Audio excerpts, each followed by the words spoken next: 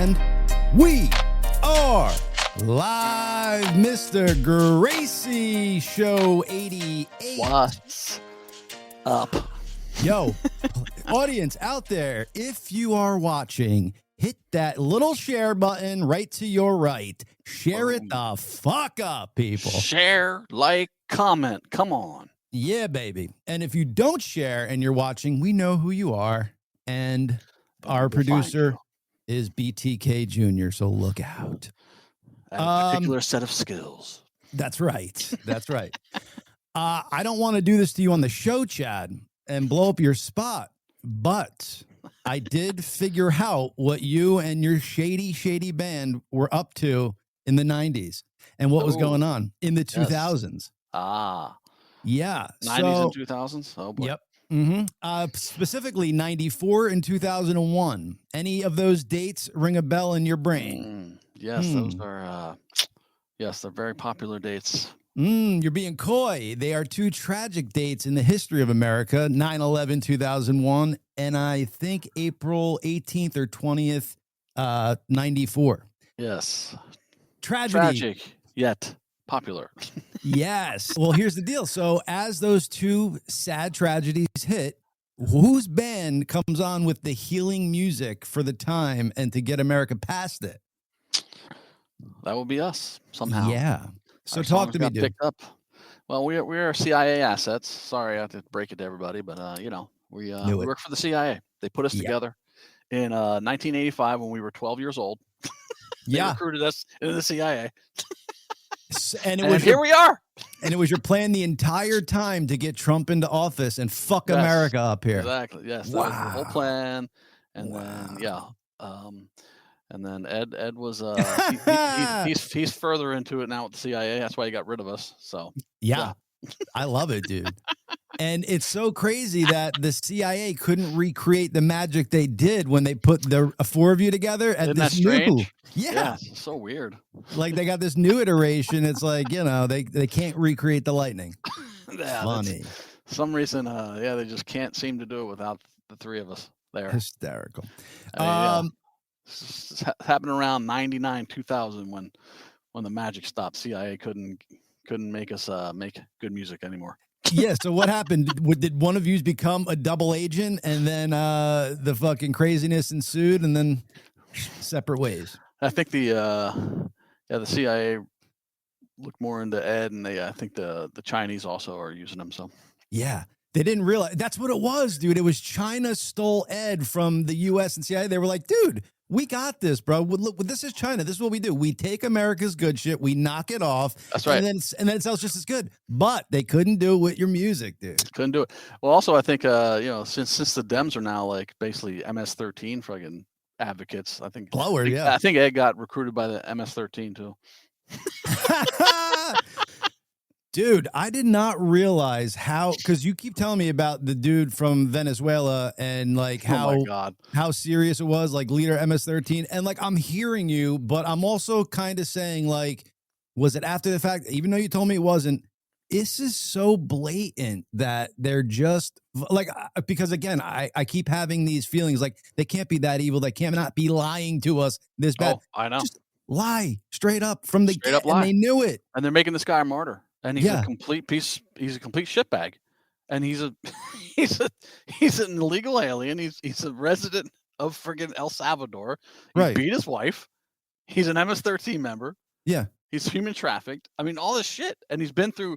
They keep saying, "Well, we want to bring him back for due process." He's been through due process. Right. 2 judges. But does anybody ask them these questions? Because when you say that, like what could an answer possibly? Like, does anybody call them out in this? Like, why are you trying to bring back somebody who wasn't born in this country? I haven't seen any hard hitting interviews because they do interviews with the MSM, so it's like they don't ask them the hard questions. They just say, "Well, he's a Maryland dad. We got to bring him home for his family." It's like, no. Like why? And they now you have and they're using taxpayer dollars to fly down there to see him. Yeah. I don't think I approve that. Blatantly admitting it. Yeah, it's paid by. It's just like most of our trips. They're paid for by the taxpayer. So we're paying for your dumb ass to fly down there and sit with a friggin' MS-13 member who you think you're going to bring back who then will ultimately be deported anyway. What is the purpose of this? I wish I knew. I really wish I mean, fucking knew. Only thing is TDS. That's the only purpose. We gotta rebel against Trump. It's like they opened the borders for 4 years. Now Trump has closed the borders, and now what they're trying to do is bring back people that he's deporting. Right. But and fighting every deportation that they can. I mean, it's just like, what are the Democrats doing? Why do people vote for this? And why do the people that support them not understand what is happening? Yeah, that's like those are all questions that need to be answered. It's always like, oh, it's for human rights and they're people and blah blah blah. No. They are people. They do have human rights, but they don't have constitutional rights in our country because they're illegal. Sorry, get them out. Period. End of story. End of story. And you hear Obama talk about this, you hear Hillary talk about this, but before Trump came into the picture, they all were all for it. And you never heard anybody crying then. Never heard any senators going to El Salvador trying to rescue Democratic senators trying to rescue a friggin' MS-13 member and bring him back to the United States.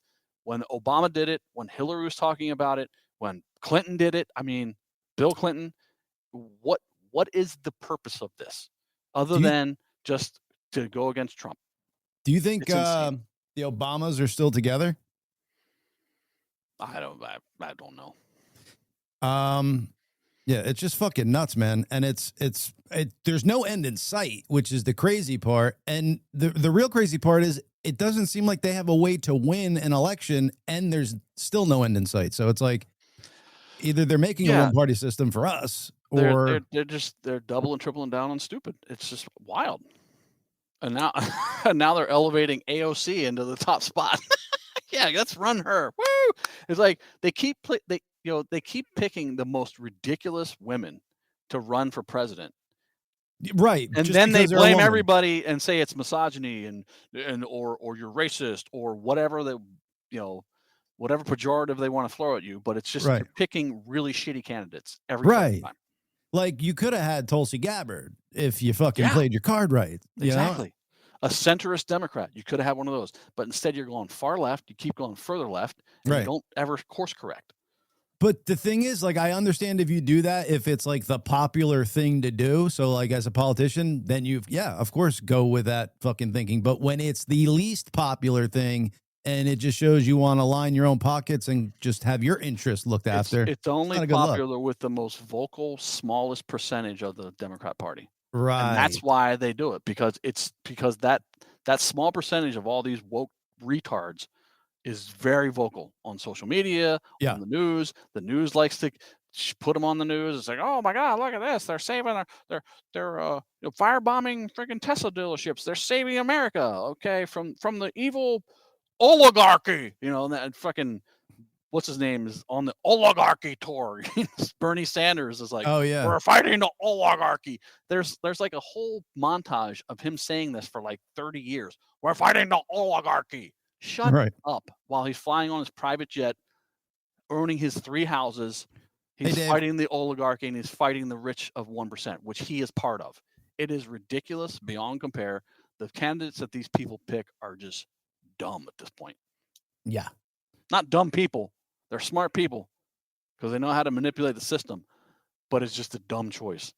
Right. I guess manipulation, and if you're good at it, makes you smart, but it also fucking makes you evil. For sure. Like, but that's the thing. Like, I don't understand how smart people could then go and do stuff like that, because I don't know. I guess evil isn't stupid. I just have to think that most of these, people that I know that are Democrats just are still holding on to this centrist Democrat thing that doesn't exist anymore. That's all I can think about. But then I see some of them defending the crazy. Yeah. And it's just like, okay, you hate Trump. I get that. But how can you defend crazy? How can you defend and even put forth an effort to go, oh yeah, Obregon Garcia needs to come back to the United States? Why? Right. Why? Right. And fucking now it's come out from the White House that the COVID-19 was 100% leaked from the lab. Duh. And Fauci funded that fucking lab, dude. So it's I've been saying that from the beginning. I read that article in May of 2020, all about it. Right. And now he's got a pardon, dude. So if Biden preemptively pardoned him, he knew something was up. So it shows there was a huge fucking conspiracy against the world at that point. And who knows, dude, the fact that they leaked it out of the China lab might have mean that they wanted to pass the buck off on China for something shady that the U.S. was doing. I think this thing goes fucking deep, deep, deep. And they need to fucking Luigi Mangione fucking Fauci. Yeah, I said it. And I meant it. I stole my mama credit. He is actually, yeah. And that's the funny thing they keep saying about, Elon's not elected. Well, was Fauci elected to anything? Fuck no. And what'd he do to your life? What did Fauci do to your life compared to what Elon's doing to your life? Right. Yeah. And you're worried about Elon not being elected. Let unelected Fauci destroyed your life, locked you in your house, made you wear masks, fucking made you not be able to go see your dying grandmother. That was Fauci. That's Fauci. Yep. But he's cool. This is how the left works. It's like the good guys are the bad guys and the bad guys are the good guys. It is insane. I mean, just look at this Carmelo Anthony shit now. Like, he's the good guy. The kid down in Texas who stabs the white kid in the heart and kills him, right? Yeah, I don't know his name. I know the basketball player. Carmelo Anthony, that's his name. So this guy stabbed somebody in the heart.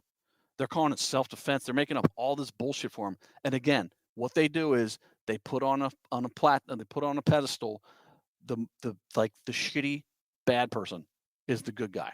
Yeah. Always with the left. Every friggin' time. It is ridiculous. And it's just I don't know how Democrat supporters continue to fall for this bullshit. They continue to fall for these narratives that then become false every time. Yeah. I mean, I don't know that story to the fullest, but you are on top of it more than I am. So, well, the more that comes out about it, the more you're just like, yeah. I mean, when I first heard about it, I was like, oh, black kid stabs a white kid in the heart, kills him. That's fucked up. That's shitty.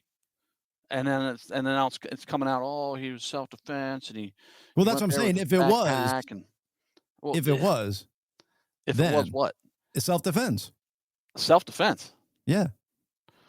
Okay. Great.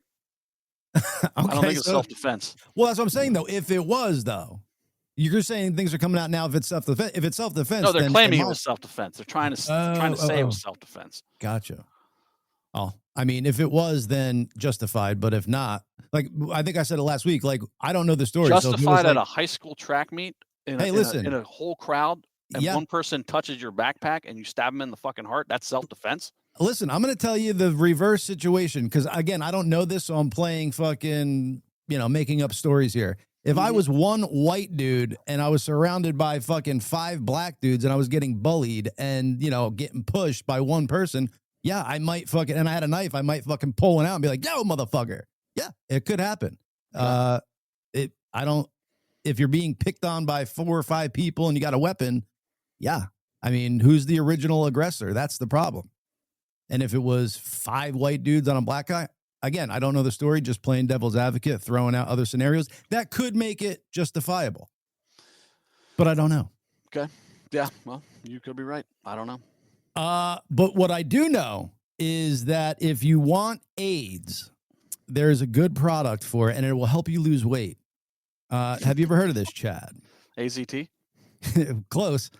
Let me see here. This was a fucking 1982 commercial, I think before AIDS became popular. I've tried fad diets, powders, pills. Still, my weight's been up and down like a yo-yo until the AIDS plan taught me how to take off weight and help keep it off. AIDS may taste like a candy, but AIDS contains one of the most effective appetite suppressants you can buy. And there's no stimulant in AIDS that could make you nervous. With AIDS, I ate less, so the weight came off. To help keep it off when I sometimes want things loaded with calories, AIDS helps put me in control. Let the AIDS plan teach you how to take off weight and help keep it off. Try peanut butter AIDS. Oh, my God. Wow. When did that come out? It says 82. Was it AIDS hit? I don't know. Bobby, look it up. Oh, my God. That's friggin' hilarious. Like, talk about a really bad, name for something to pick before, Yeah. I was like, you come out with a weight loss pill called COVID. Yeah. Yeah. What did AIDS stand for? Oh, autoimmune deficiency syndrome or something was why they caught it to AIDS. Yeah. Mm-hmm. And then, I mean, the reason why I played that was, one, the funny, but two, we're talking about Fauci, and he was the big douchebag back then that caused basically. Oh, he's the one that foisted AZT on everybody that ended up killing everybody. Right. Like anyone that took AZT, a lot of them died. I don't know anybody, but a lot of them died from. Well, from what I'm hearing, AZT was a chemotherapy medicine that they took off the market because people were getting sick on it. And and chemotherapy is made to like be taken in doses, not to live on. And and then since it was horrible for them, the chemo people, they started prescribing it to the AIDS people to be on indefinitely, and they were just dying, dude. Yep. Like, how evil, man. It's fucking evil. That's like remdesivir. They put people on remdesivir and they fucking died. They put them on ventilators, they died. And they'll say, "Oh, we didn't know at the time, blah blah blah." It's like, well, why'd you pay people more? Like in the hospitals, they were paying different levels to the hospital. So if someone came in with COVID, they got paid. If someone got admitted with COVID, they were paid more. If someone got put on remdesivir, they got paid more. If someone got put on a ventilator, they got paid more. And if someone died, then they got paid more. Oh, shit. That's so evil. What's the incentive? Money. Yo, Chad, you see this? Bobby says AIDS came out in 1970, bro. So this fucking product is retarded as fuck, man. Yeah, but when was it widely? Oh, so nobody knew about it. But still, as a company putting shit out, like, wouldn't you check your name? Like, I guess there was no Google search back then, but yeah. Well, they had that Y in there, so that would differentiate. Right. That's true. That is true. Let's have some fun here, Mr. Gracey, and bring on our next guest, Mr. Flat Earth Dave, ladies and gentlemen. Flat Earth Dave on the Gracious 2. What up, dude? What's going on, guys? I got a couple comments. The AIDS thing, I remember that. AIDS was a diet pill that came out, was getting really popular, and then AIDS hit the news. Yes. Right? And I'm like, wow, that's bad timing, you know? Yeah. And they disappeared immediately. Yeah, we were trying to think exactly when the AIDS epidemic hit the news, because the AIDS pill came out in 1982. So the AIDS gum or whatever it was came out a year, maybe 2 years, or sometime before. Not a whole lot. It was getting really popular, and then AIDS came out, and we're like, well, there goes that. That was funny. Your marketing. And then I want to throw one thing about COVID.gov. Yeah. They're admitting that it was gain of function. They're admitting that it wasn't from Wuhan. They're admitting all of the things, but what they're not admitting is that they want you to still believe that there's a bug out there that'll kill you. They want you to still believe in the boogeyman, right? The boogeyman doesn't exist. Right. So it's a limited hangout. It's a limited hangout. Interesting. Agree. Right. Yeah. Yep. Dave, with what you just said there, you sound highly intelligent. I am. Well, I gotta ask: is this Flat Earth Dave thing a put on, or you dead ass with this? So how much time do we have? Because I need to for you, Dave. For you, Dave, all the time in the world. All right, so let's take it slow here. And by the way, I had the same attitude when I first heard about Flat Earth. I ridiculed the people. I refused to watch a 2-minute video. I thought it was the dumbest crap ever. And I was like, did you go to school? Were you homeschooled? What's up with that? So let me ask you a question. Sure. How have you looked into Flat Earth? Oh yeah, dude. So check it out. When I first saw these Flat Earth videos, I was convinced the Earth was flat just by the way they presented the facts and the information. Sure. And then, my spidey senses kicked in, and I realized, like, wait a second here. They could kind of put anything out that way, and I'd believe it. But what was your number one thing that made you think the Earth was flat? I guess you kind of could see a little curvature in a plane if you've ever been up and in the pilots. You can't see any curvature from a plane. By the way, is my microphone on? Can you hear that? You're on. Okay. So when I was about 12 years old, I got to go into the pilot's chair of an airplane.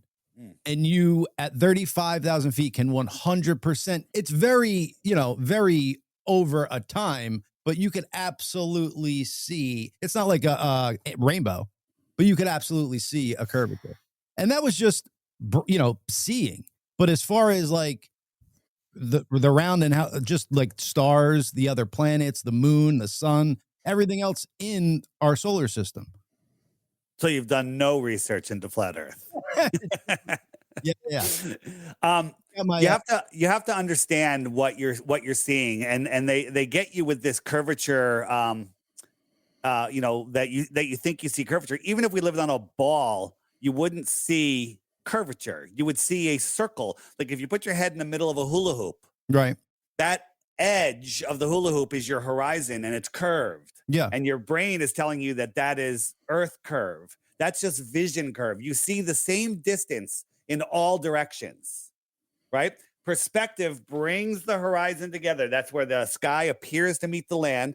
So if I'm looking forward, we'll call that 12 o'clock. And but you're doing a hula hoop. That's a flat disc. You got to give me a ball here, dude. It doesn't matter. On a flat Earth, let's say we can see 3 miles or 30 miles. I don't care. Right. Whatever that horizontal eye zone is, you can see at 12 o'clock that distance, 1 o'clock, 2 o'clock, 3 o'clock. You see the same distance. Connect all those points, and that is a circle. Yeah. Your programming will tell you that's a sphere, but you're really just seeing a circle. Let me ask you this. If you were to take pictures from 35,000 feet in a plane, right? Pictures outside of the window, and then I drew a straight line on the horizon, and that straight line went straight, but just a very little bit, you saw the Earth curve.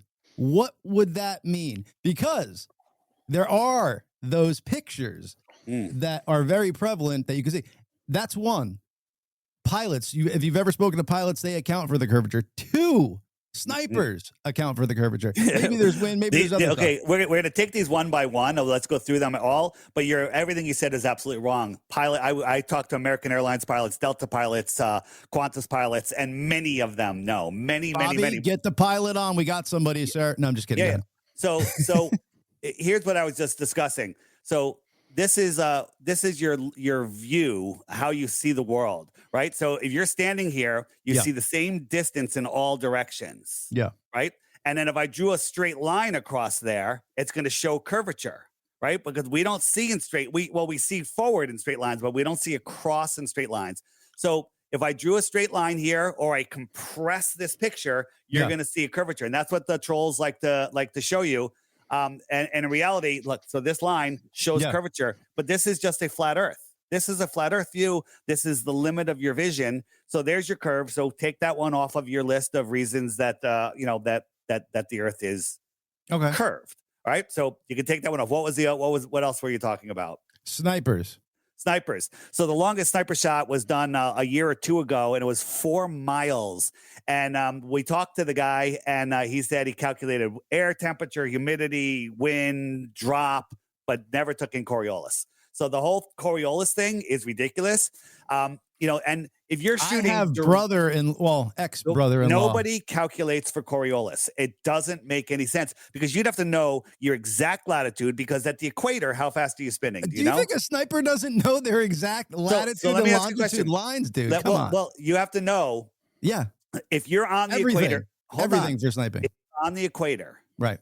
How fast are you spinning? 1,048 miles per hour. Very close. Very good. So if you're in New York City, how fast are you spinning? Well, if you're closer to the pole, a little bit slower. Like 500 miles an hour. Yeah, whatever. Halfway to the pole would be about half the speed. And then if you're shooting north, that would be one calculation. If you're shooting slightly off of north, you'd have to calculate an infinite number of possibilities. Snipers do not account for Coriolis. The longest shot in the world, which was in the air for like 20 seconds or something, they did not account for it. So take that one off your list. So you can't just tell me. Doesn't naval gunfire, like battleships, count for Coriolis? No, because 26 miles. The rail gun, which is shot off of a ship, can target with a laser pointer another ship over 100 miles away. At 100 miles away, there would be 6,600 feet of a hump of water in between them, but they can see them and hit them with a line drive projectile. Right? Line drive projectile. They do not account for curvature, because they can see the target, which would be behind a mountain over a mile tall, a mountain of water, and they can see it and they can hit it. So take that one off your list. You can't just tell me non-fact and then take it off. No. So, by the way, don't believe anything I say. All right, I'm going to show you where to get testimony and see that these are absolutely true. There's a video. There's a video by a whole bunch of military guys called Flatten the Curve, not Behind the Curve, which is a hit piece on Netflix that everybody's seen, but it's called Flatten the Curve. And if you go on my website, you go down to the crash course, it's right there and it's free. Just watch it and learn. Now, the real question, Dave. Yeah. How do you explain Katy Perry's pictures from space? She was just there. Yeah, that's a good one. So I'm really glad you brought that up because I want to talk about that because that is the best thing ever. And then just a number two with that. How does everybody who has been there, every government involved, keep the secret? So those two, go ahead. Yeah. So all of the space agencies in the world are all run by NASA, whether you believe it or not. Just when you see, they're all there. There's not division by countries. A division is the way they keep us depowered. Divide and conquer. But during the Cold War with Russia, how many battles were there? 0, right? Because there was no Cold War. The space race, right? Russia thinks they won. We think we won. Wait a second. I say Vietnam for us and Afghanistan for Russia were battles in the Cold War. These are battles. These are battles that they're just using to depopulate the world, right? No, these governments. Still battles. Yeah, well, the Cold War with Russia. Yeah. Right. You want to count that as part of the Cold War? I think that was other conflicts. Well, Russia was fighting Afghanistan. We funded them and trained their people. We were fighting. It's the same thing that happened with us in Vietnam. They were fighting, they were training and giving Vietnamese weapons. So there were battles between us during the Cold War. Right. All right. So let's stick with Katy Perry. Let's stick with Katy Perry for now. Okay. All of the stuff they do is ritual sex magic, and it is crazy. So here is, let me just show you. We're just going to go over a couple things. Here's a picture of the top of the rocket. So here you got the door, you got the windows. The windows are a little narrower at the top. You have maybe 2 feet, a foot, in between them. And this is on the rocket. And then the rocket, Blue Horizon, you got the feather, and it goes the capsule goes all the way down to here. Yeah. Okay. This is all one piece. So if we look at the next shot, right, this is all one piece, right? But when it landed, all of that is gone. Now it's a smaller rocket with a much wider gap, and you still have the narrower windows at the top. But inside, they're kind of square windows, and there's much less space in between them when you actually look when they show a spot. So again, these women were up there. They have GoPros on their wrists. They have cameras on the walls, right? And we get 30 seconds of footage with 12 edits. 12 edits, right? Right. This is 2 different things. And then did you see the door opening? Yes. When they opened the door, it was like an outhouse door. Right. Yes. All right. They opened it from the inside first, and then Jeff Bezos came up with his little tool. Yeah. Well, that was for just the record. Publicity. For the record, I believe this Blue Origin was bullshit. The whole Thank you. This is a mannequin's hand, so they had a mannequin in there. I don't know why they even needed to show that. I think that they literally try to do this. This is what a door looks like on an aircraft. This aircraft doesn't go up nearly as high as they do, right? So there's that. This is a bigger airplane. They're not just little flimsy doors, right? Mm-hmm. These are heavy duty doors. Well, there's a couple things though. So, one, like that, they do that on rocket ships and stuff for like the re-entry from like the outer atmosphere because of all that pressure. So supposedly what they were coming through wasn't that crazy of pressure. They went up. How high did they go up? What was you said the distance? It was over 35,000. I believe they went up. No, it was like 60 miles or something. Yeah, it was way higher than anyone goes. And the pressure difference would be incredible. It's like, this is on the space station. This is a door on the space station, right? They're like, oh, it's a sun cover, right? This door is like an outhouse door, right? Let me just go back to it, right? It's, where is it? Look at that thing just flop around. Again, astronauts need training for years, right? They need training for years. Yeah. These girls said, they had 3 days of training, and what did they train you? Well, they trained us how to get in and out of the door. Right. Well, they didn't do anything though. They weren't like flying the spaceship or like they were just going on the trip. No helmets, no training. They got a door on the end. They got a handle on the inside that they could open the door. If somebody freaks out and decides to push the doorknob, they go up into space. They're slingshotted up, and then they're free falling down while they're just floating around, looking at cameras. You ever been on a free fall ride? You shit your pants. Yeah. Okay. Right. And these women are just like, oh, it's time to get back in our seats now, and then they slam into the ground. It's absolute insanity. And then if you know anything about MK Ultra mind control, it's always with the butterfly. It's always covering one eye. This is the main picture that they use. Yeah. And then here, let's look at the footage that they give us. Right. Oh no, actually, this was a different launch. This was when I think when Captain Kirk went up, right? And the first one or whatever. Yeah, edit. I'm going to jump through the edits here. There's 4 edits before it clears the tower. But watch the tip of the aircraft, the nose. I'll zoom in on it. Watch right there. Ready? 1, 2, 3. Boom. It opens. It's just fake. Look. Oh, you're saying it's a digital. This is a digital. Look, where's the smoke trail? What are they using? Butane? Is this a butane lighter? Right? Usually it's like clean burning rocket fuel. Thick smoke comes out of these things. That's the shit blowing off the ground, dude. Once the thing gets up, it's just the fucking gas coming out. You ever watch the space shuttle launch? Which one? I've seen a bunch. Yeah, that's solid smoke all the way up. Solid smoke. Whenever they launch, show me a launch of a real rocket in person that doesn't have a smoke trail. They all have smoke trails. They're like coolants plus the fucking shit that's coming out. It's not really smoke. And then when it gets to a certain point, you just see the clean burning rocket fuel. You don't see smoke. Not when they used to launch the space shuttle. That right there. That's all coolant and fucking earth debris blowing. Show me a rocket, even a kid's rocket that doesn't leave a smoke trail. There's nothing. Okay, there's a difference between kids' rockets and this. They don't use jet fuel in the kids' rockets. Right. But this is the same fuel that they use on the space shuttle, and the space shuttle had thick smoke. Anyone that believes this is real, this little nozzle is lifting these women up into space, and then it's also going to land upright. You ever see the landing? Mm-hmm. The landings are absolutely retarded. Oh, the actual rocket part. Yeah, it lands, and it knows exactly where it's going to land. And when that capsule lands, when that capsule lands, it never lands on a bush or in a divot. It always lands perfectly level in a perfect spot, and then they show up there a few minutes later, right? Yeah. It's if you actually watch this stuff, and then it slams into the ground, and now they claim that a burst of air comes out of the bottom just before it hits the ground to cushion their landing. But if you watch it when it's coming down, there was smoke. You saw that, Dave? They actually put in artificial smoke right there. Absolutely. Where? Watch. Oh, there was one spot where there. Yeah. But that's coolant. But hold on, Dave, because we're kind of going off here. I kind of agree with you about shit like this. Like, I really have no idea, not a clue. Yeah. But this is where you start throwing me off, because I'm going to agree with you on some of this shit. Maybe it's fake, but the Earth being flat is just. Well, let's go back to that.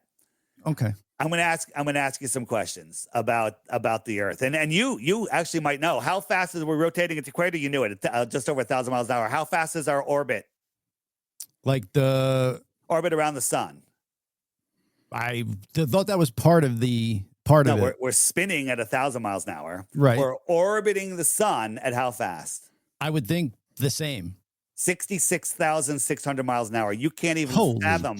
You can't even fathom that speed. Okay. So we're orbiting the sun at 66,000 miles an hour. Do you know that we're chasing the sun also? The sun's flying through space at, you know how fast? No. Faster than 66,000. 500,000 miles an hour, 500,000 miles per hour. So we're corkscrewing through space. All the other planets are corkscrewing through space, and they're all staying perfectly lined up with the sun. They're all keeping up with the sun. Right. So imagine a runner running around a track. You're moving further away, but go ahead. Well, they're all on the same plane at all the time. They're all like if you took the sun and made a flat plane off of it, all the planets are always on that plane, even though the sun is flying and curving through space, right? At 500,000 miles an hour. They all just keep up magically. That's amazing. Orbit, yeah. Orbit. You're just throwing words out now, and they don't, there's no proof of an orbit.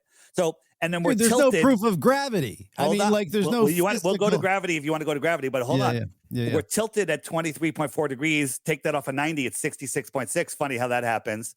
You know how far the moon is?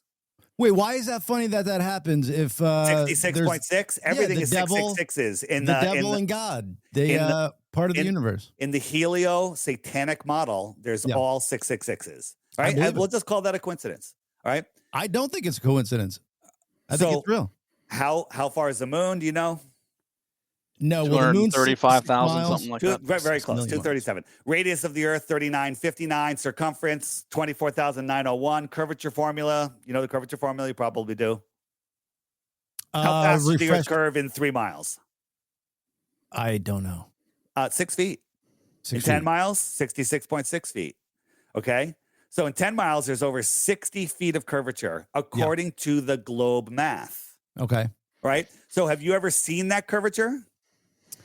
Over 60 miles? I don't know if No, 6 miles, 10 miles. I don't know if my eyes could see that far. Well, at least you got that down.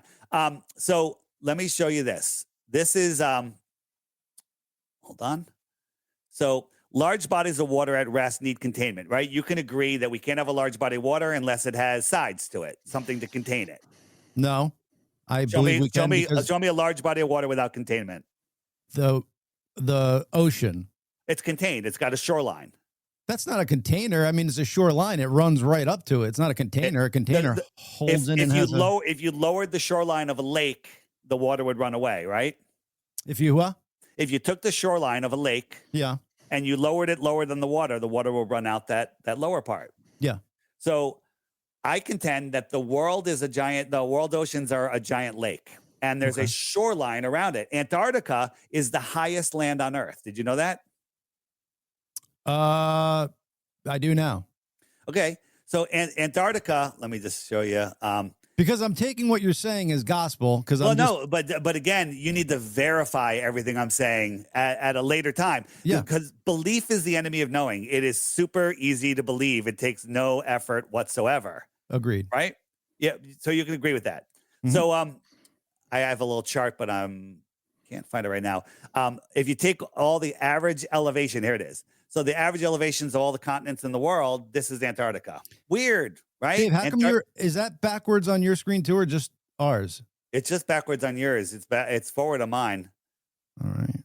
Let me see if it looks backwards on the stream. Nope, there we go. Yeah, everything's backwards on the stream. You're good. Did you flip it around? Yep. Yeah. Good. All right, that's good. Thanks for that. Hey, John, put up Bill Hines' question for Dave. Yeah, I'll answer that, but let's just finish on seeing too far, and then I'll hit. I love questions. Sure. So large bodies of water need containment. Wait, you can't have water on the outside of a ball. You can assume that's water on the outside of a ball, but you can't show me any example of it other than reifying the question with the Earth globe. So here we have a lake, a canal, whatever you want to call it. And it freezes, and it freezes flat. Ice always is flat. And we have a camera 6 inches off the ice, and we put these lights 8 miles, 7 miles, 6 miles, and 5 miles. Now, the curvature is far more than the numbers I'm going to show you, but I added refraction in there because Globers like to say, oh, it's refracting up. Well, it's cold, it's dry, it's night, there's no refraction, but I gave it 50% refraction, right? And that means that this light would be 30 feet below the physical curve of the Earth. When I say below, you can't see my mouth because it's below the curvature of the Earth, right? So 22 feet, 15 feet, and 9 feet. So you have two choices here. You can believe that the camera's 6 inches off of the flat ice, and it's just looking at these lights in the distance, and they are all there on the plane. Or you can believe that the camera is here. The horizon, according to the globe, is less than 1 mile away.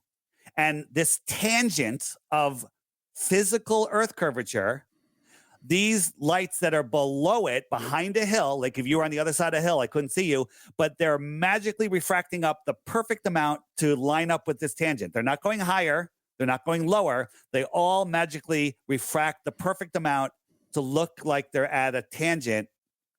Where is this? This is just a lake. This is something you could do, all right? We're showing you that we can see too far. I can show you hundreds of examples. Here is one we call the black swan. Wait, right? So you think 22 miles away and it would be too low for you to see it, see the light? You don't understand the Earth curve calculator. This is 9.4 miles away. There should be 59 feet of curvature, according to your math. Well, first of all, I didn't say math. I didn't give you any math. This was your math. I'm agreeing. No. That this your is numbers are correct. This is the Earth curve calculator. Okay, go look up Earth curve calculator and put viewer height 1 foot distance 9.4 miles. There should be 59 feet of curvature to this rig, this oil rig. I guess if you are maybe on certain elevation levels or something, there's a lot that could go into that. Listen, you're not listening to me. You said on a lake. No. I'm telling you this. This is a video. We did it, and now you can go do it. Right? We have a camera 1 foot above the water. 1 foot. Right. Elevation 1 foot. So elevation 1 foot, distance 9.4 miles, curvature 59 feet. Not only can we see the rig, we can see the surface of the water for miles beyond the rig. So you have to believe that that water beyond the rig is refracting up over 60, 70, 80 feet at all different amounts. And it's just all stopping perfectly at the tangent. And the water like in front of it is refracting up 30 feet, 20 feet, 15 feet. Then, until you get to the point I would have to believe that. It's all refracting up magically to make you think that the earth is flat, or you're just looking across a flat plane. Okay. So then how do you not go off of Earth, or how do you get to the other side of Earth if it's flat? Like, how does this work? Yeah. So if you were on a lake, let's say we have a lake 100 miles across in Kansas, right? 100 miles across. That's a big lake. And in the middle of the lake, we have a small little mountain, a big rock just in the middle of the lake. And it's a neodymium magnet, super strong magnet, right? So if you're 25 miles from the shore, you're halfway to the center of the lake. With me? Yeah. Right? And 25 miles from the shore, you can't see the shoreline and you can't see the center of the lake. 25 miles, you just can't see that far easily. I mean, you might be able to see a tiny bit, but you're in the middle of the lake. Your compass is going to point towards the middle of that lake, right? Right? Makes sense. It's going to point towards the magnetic mountain. Yeah. All right. So I'm just trying to get to right. So this is this is the lake. You got the mountain here. This is the shoreline of the lake, right? You're somewhere here in the middle. And if I went around the lake, I'm just going east. Do you understand that? Let me show you. Let me. I'll spell it out a little easier. Where did it go? Here we go. So here's I made a little map. I got a magnet here. My compass is pointing to the north. The needle always points to the north. I'm trying to push this west. Okay. And I have to keep turning to maintain a heading of 270 degrees west. Okay. So west is a circle. Doesn't prove the earth is flat because it's the same on a globe. It's the same on a globe. In the north, you'd have to always turn to the right. And when you're going east, you have to always turn to the left to maintain. Now we're heading 90 degrees east. Yeah. And I'm just going around. So I'm circumnavigating, which is going to get to your question about getting to the edge. Now, south is this way. South is that way. Now, I'm going to try to dead reckon west, right? That stick is pointing west. But if I don't turn, I'm heading south. South is every direction away from north. So south is everywhere. This is Antarctica. This is the highest land on Earth. This is the container of our pond. Now, if I try to go south, this is the problem. So you're telling me that Antarctica surrounds the entire ocean? Yes. Okay. It is the container. Now, here's the problem where the flat and globe, on a flat Earth, if I try to go south, which is this way, I don't end up over here, but I should. If it's a globe, I just go across and I go back. Like going from Santiago south, I should show up in Australia, right? Because on the bottom of a ball, right? South would be this. Let me just show you, right? So here's Antarctica. Here's Australia right there. And here's Santiago. So if I go south from Santiago, south, now I'm going north and I'm in Australia because I went across the South Pole. Nobody has ever done that. Billions of people have gone east and west circumnavigating. So when you get to the edge of so you're sailing around the lake, you've gone east and west, no problem. Now you go south and you get to the edge of the lake. Can you fall off the lake? No, step up onto the land. You go to more land.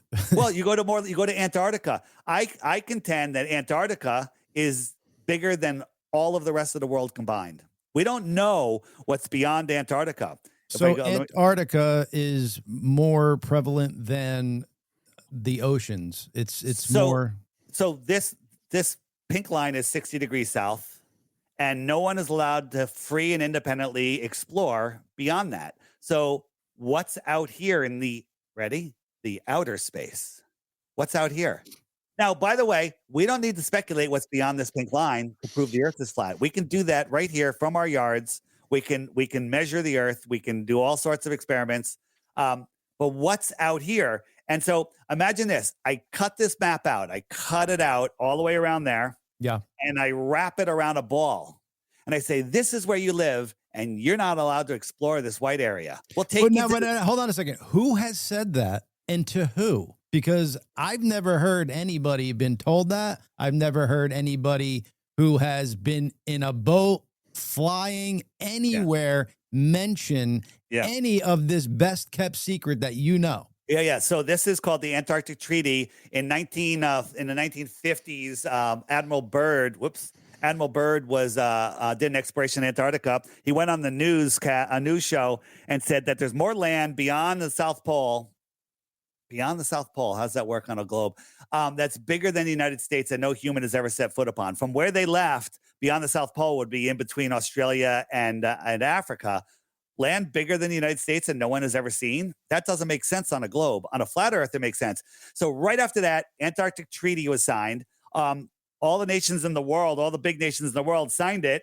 And wait, why does it make sense on flat Earth? Because it could technically extend further than we talk about? Yeah. Well, I'll show you that. So they created the Antarctic Treaty. They created all these bases. This is the Falkland Islands right here. Remember the Falkland Islands War? What do we need that little island for, right? This is to stop people from going beyond here free and independently. Now, I don't know if there's a wall all the way around. We don't know. I mean, it could be more like this. It could be, the world could be like this. This was a map that was found in a Buddhist temple 10 centuries old. It was published in 1907 in a Hawaiian newspaper. Here we are. We've got South America, right? Africa. And it showed like 30 some odd continents out here. What's out here? What is this? This is a map that was found in a Buddhist temple about more land beyond where we're allowed to explore. We're not allowed to explore beyond this line right here. That's a pretty good imagination on that Buddhist monk. It's not imagination. Well, this is a map, right? And there's tons of books and all sorts of stuff about what's beyond Antarctica, what's beyond Antarctica. There's military whistleblowers that are talking, and again, hearsay, I don't have proof, just military whistleblowers saying that there's cities of people in Antarctica, of millions of people that aren't allowed to communicate. So they might be out here somewhere. They're not allowed to communicate with us. How would you know? What about these drone flights and like flights that are going over Antarctica, taking pictures and like, where's all the people? Yeah. So, they're not showing you everything. You go look at, pictures of Antarctica.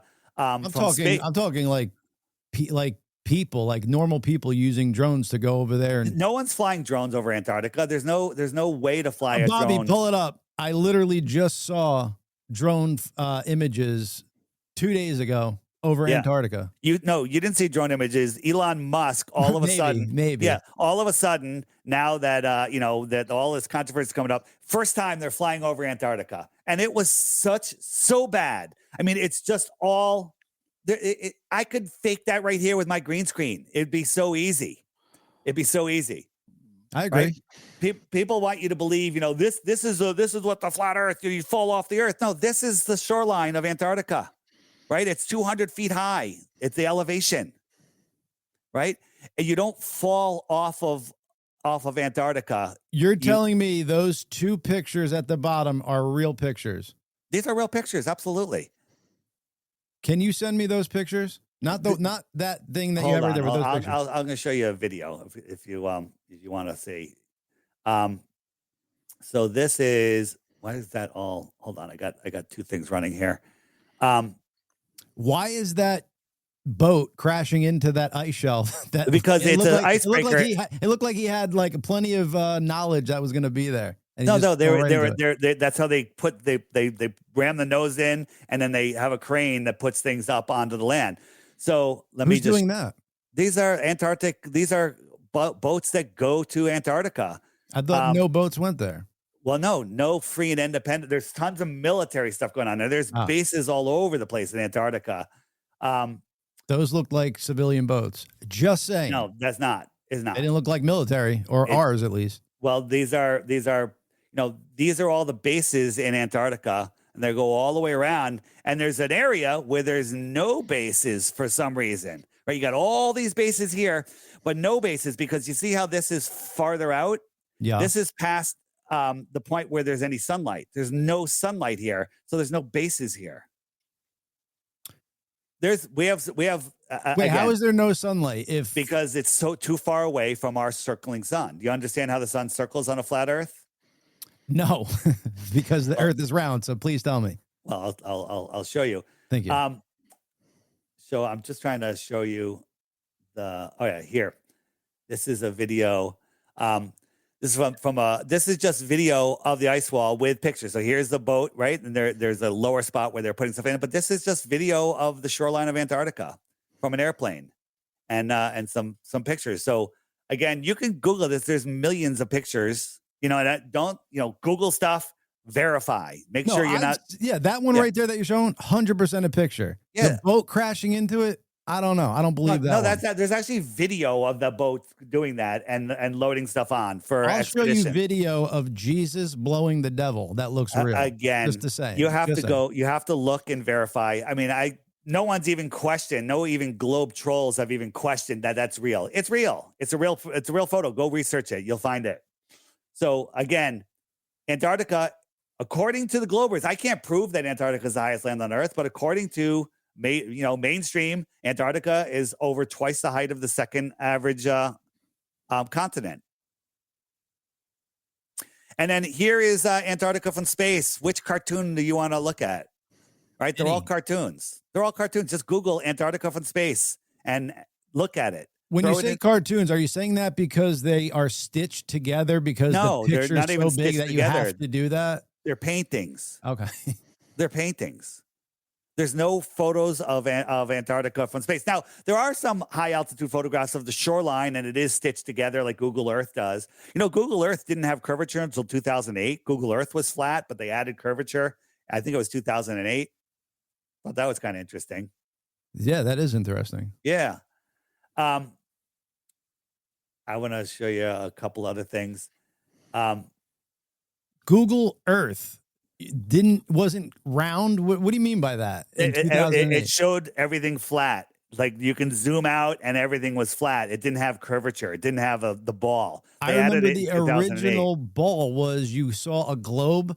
The original Google Earth was you saw the Earth and then it would like zoom in, probably animation to it, but then it would zoom into what you were looking at. Right. And you could also see when you go up on Google Earth, it turns into a cartoon at like 200,000 feet or something, or maybe even way less than that. It literally goes from stitched together photographs from drones and airplanes and whatever's taking those photos, and then it turns into a cartoon.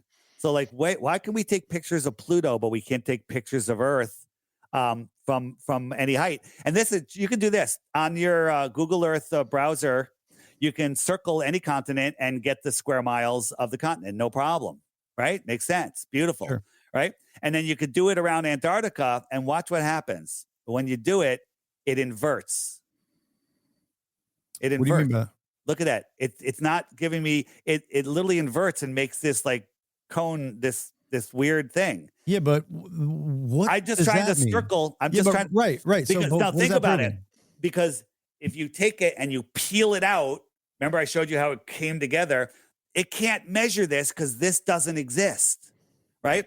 And it's funny that we can go to other places on Earth. Wait a minute. So what do you mean? So that Antarctica landmass that we're seeing doesn't exist? No. Okay. So I can just do the North Pole and watch what happens in the North Pole. It inverts again. It's not letting me make a circle around it. But I can do any other place on Earth except like I'll do Greenland. And except the North Pole and South Pole. That's just maybe you're making the one too big to. We try it small. You can go try it yourself. It does not work anywhere. I did all of South America, which is way bigger. I did all of South America. The fact that you're doing it on a computer program doesn't tell me anything. I'm telling you that Google Earth is hiding the North Pole and South Pole. Look, this is way bigger than Antarctica and the North Pole, and it works perfectly. It closes and it gives me the square miles. But the North Pole and the South Pole don't work at all. Maybe because they're ice and they're changing. I don't know. Keep making excuses. I mean, you can just make excuses. That's a legitimate thing of why it wouldn't give you the proper fucking square miles of Antarctica. Yeah. How about this? We can try to go all the way around the Earth, right? Yeah, but you're showing me around Earth, and then I'm showing you around Earth, and I'm trying to measure the round Earth, and it will not let me go all the way around. It will not tell me. I'm trying to get the circumference of the Earth, and it will not let me do it. So now I'm anchoring the point, so it's letting me do it, right? Yeah. Right. And so I say, all right, there's no reason why Google Earth should not be able to tell me what this distance is. And watch what happens when I try to connect them. The same thing happens. It immediately, it just reverts because we don't live on a ball. You can't live on a ball. With gravity, you absolutely can. When everything gets gravity, which gravity are you talking about? Earth's Newtonian gravity. No, Newtonian gravity or Einsteinian gravity? You want me to tell you what the difference is? I guess. So Newtonian gravity is the mass attracting mass. The apple fell on his head. Thank God a kid didn't release a helium balloon that day because he wouldn't know what to do. Right. So they've switched it to Einsteinian gravity, which is the bending and warping of space-time. All right. Do you know what the bending and warping of space-time means? No. Nobody does. So don't worry about it. Right. It's just nonsense. It's absolute and total nonsense. They're like, oh, there's so much gravity here. It's like a bowling ball on a trampoline. I'm like, well, why is it going that direction? Why isn't it going that direction? Because it's from the center of Earth. It's whatever the Earth's core is that's causing gravity. Everything sucks towards the center of Earth. That's what's pulling everything. Yeah, that's what they tell you. That's what they tell you. So why would they tell us this? Like what? So what are they accomplishing? What are they accomplishing? Right. Yeah. So you're jumping forward. Let's hit that at the end. Let's look at a little more evidence first, right? Okay. Then before we go there, please answer the audience question, and then we'll go right to that. Let's answer the audience question, and then we'll go to gravity. What's the question? If the Earth is flat, how do GPS systems work with satellite triangulation from space, especially over oceans where there are no towers? Well, first, there are no satellites. There's tens of thousands of balloons up there carrying satellites. It's called the Satelloon program. I can show you videos of it. Their GPS doesn't work over the Amazon jungle because there's no towers there. GPS doesn't work in the far southern oceans, right? Any airplanes going in the far southern ocean, they just disappear. Even from California to Hawaii, there's no GPS there too. But there are transatlantic. That's not true. They could put GPS up. Okay. Incorrect. Can they get Starlink in the fucking Amazon jungle? Well, so we're jumping from thing to thing to thing. We're going to have to There's satellites and GPS. Okay. No. There is Starlink is a thing, but it's not what you think it is. Okay. Right? It's not what you think it is. There's cables. 99% of the internet traffic in the world, intercontinental traffic, is done over cables. It's all done over cables. That's after the fact, dude. No, it's not after the fact. 100% that's after the fact. So your Starlink is coming from a satellite to a little receiver. Some 5G signals, you could do the same thing. Satellite receiver, and then wires to the house if you so be it. So let me ask a question. So you know how a cell tower works, right? Sure. Right. So when you're in the range of that cell tower, you get signal from the tower. The higher the tower is, the bigger the range, right? If I unplug that cell tower, would it work? No. Okay. So what if I put a couple solar panels around it and said, this is, you can have power from a couple solar panels. Would that be enough to run it? I have no idea what the power is to run it. Yeah. I was in the solar power industry. There's 0% chance. It wouldn't even be able to keep itself cool with just a couple solar panels. Okay, so do you know why that is? Not from the signal coming from the satellite, but everybody's signal connecting to it. So it needs to have all this stuff in place. Yeah. To so power that to cool what I'm pointing out is that the tower needs to have power. Occasionally, it needs to be serviced. Sure. Right. And it only goes so far. Sure. But airplanes fly about 5 miles high. So imagine a cell tower 5 miles high that has all of the equipment you need to transmit and receive signals. It has a power source, and it could be serviced on a daily basis. Where are airplanes? They're everywhere. They're everywhere, right? When the Ukraine war started, Elon Musk said, I'm going to shut down Starlink for Ukraine. How do you shut down Starlink first? Right. So that maybe they have a way to do it. He said, I'm going to give Ukraine Starlink. No, he first shut it down, when there was a no-fly zone. Dude, you are 100% wrong. The Ukrainians asked him for Starlink. Zelensky did, and Musk gave them at Starlink. First, he shut it down. He shut it down at first when there was a no-fly zone, right? So again, we'll take that off the table. No, we'll take that off the table. That's fine. If there's a discrepancy there, that's fine. But you have to understand that airplanes are only 5 miles in the high. They're everywhere, and they have incredible range. So I was on a flight to Mexico, and I was listening to a live stream. I was uploading videos. I had great internet connection. Every time I put my phone down and pick it back up, it goes, oh, remember to let everyone know that you're connected via Starlink. Amazing. Starlink satellites are 350 miles above the Earth. 350 miles. So I got my phone on airplane mode. I'm connected to the plane's Wi-Fi. How are you in airplane mode and connected to Wi-Fi? You go on airplane. No, you go on airplane mode and turn on your Wi-Fi. No, so I'm not connected. Airplane mode shuts off every. I turn off the cell. I turn off Bluetooth. Okay. I turn off cell connection. I turn on Wi-Fi. Okay. I call that airplane mode. That's not airplane mode. But airplane mode. All right. So my bad. Right. And so I'm connected to the plane's Wi-Fi. Right. So the plane, before Starlink, used to connect me to the internet by just sending my signal down to a cell tower. And then it would jump from cell tower to cell tower to cell tower, just like when I'm driving a car. I'm going from cell tower to cell tower to cell tower. It's the same exact process. So phones on cell tower, I mean, they a lot of times don't work up in the plane. So it's like you could turn your cell service on. No, you're incorrect. If I had my phone on regular cellular service, sure, it won't work. But the airplane has a transmitter strong enough to hit the cell towers. And that's how it used to work before Starlink. I get what you're saying now. Okay. But now, instead of doing that, the airplane sends my signal a minimum of 350 miles up. Okay. To a tin can that's somehow mirroring all of that spiraling vortexing motion and maintaining its position. Orbit, It does. You're just saying orbit. You don't even know what that is. Well, you don't even know how a balloon stays in the sky then. How are they refilling these balloons and keeping them up there? You didn't ask me that yet, but I'm glad to ask you that. Don't tell me I don't know it. Staying in an orbit, that's how you know. Okay. It's completely different, and we can explain that. But hear me out. I am. So the airplane is sending my signal up to a tin can that has no power source, is not grounded, doesn't ever get serviced, and then it is transmitting my signal 350 miles minimum right past the airplane down to a cell tower. Does that make any sense to you? That's not what Starlink does, dude. That's exactly what it does. Starlink goes from the satellite to the Starlink receiver. It is not cell phone Starlink towers. Receiver. Okay, Starlink receiver. Fine. So that you buy that every individual who uses Starlink buys. So how does it connect me to the internet? When does it connect to the internet? So I get this Starlink receiver. It looks like your Wi-Fi modem that you have in your house. I understand. That goes to the satellite. The way you connect to it is you go to that receiver and sign into Starlink like you do your Wi-Fi. Right. So you connect the Starlink in the sky. Yeah. Then how does your signal, like you want to call me? How does it call me? Where does it go from there? So if we're talking the Wi-Fi data stuff, I go from this receiver that I get from Starlink, my home modem router, to the satellite. That's it.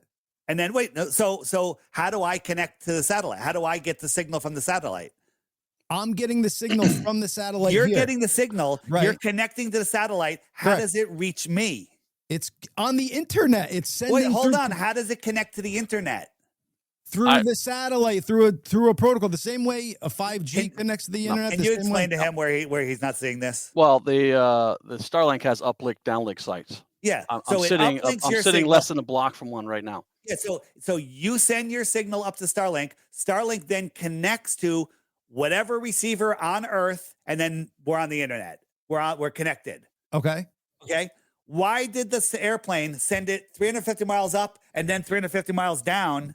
Why didn't it just send it down? Those Starlink receivers that are in York are only like boosters. They're not needed. So you could literally connect from your router to the satellite directly. But how does the satellite connect to the internet? Right. The same way any satellite connects. It transmits down to a receiver on Earth.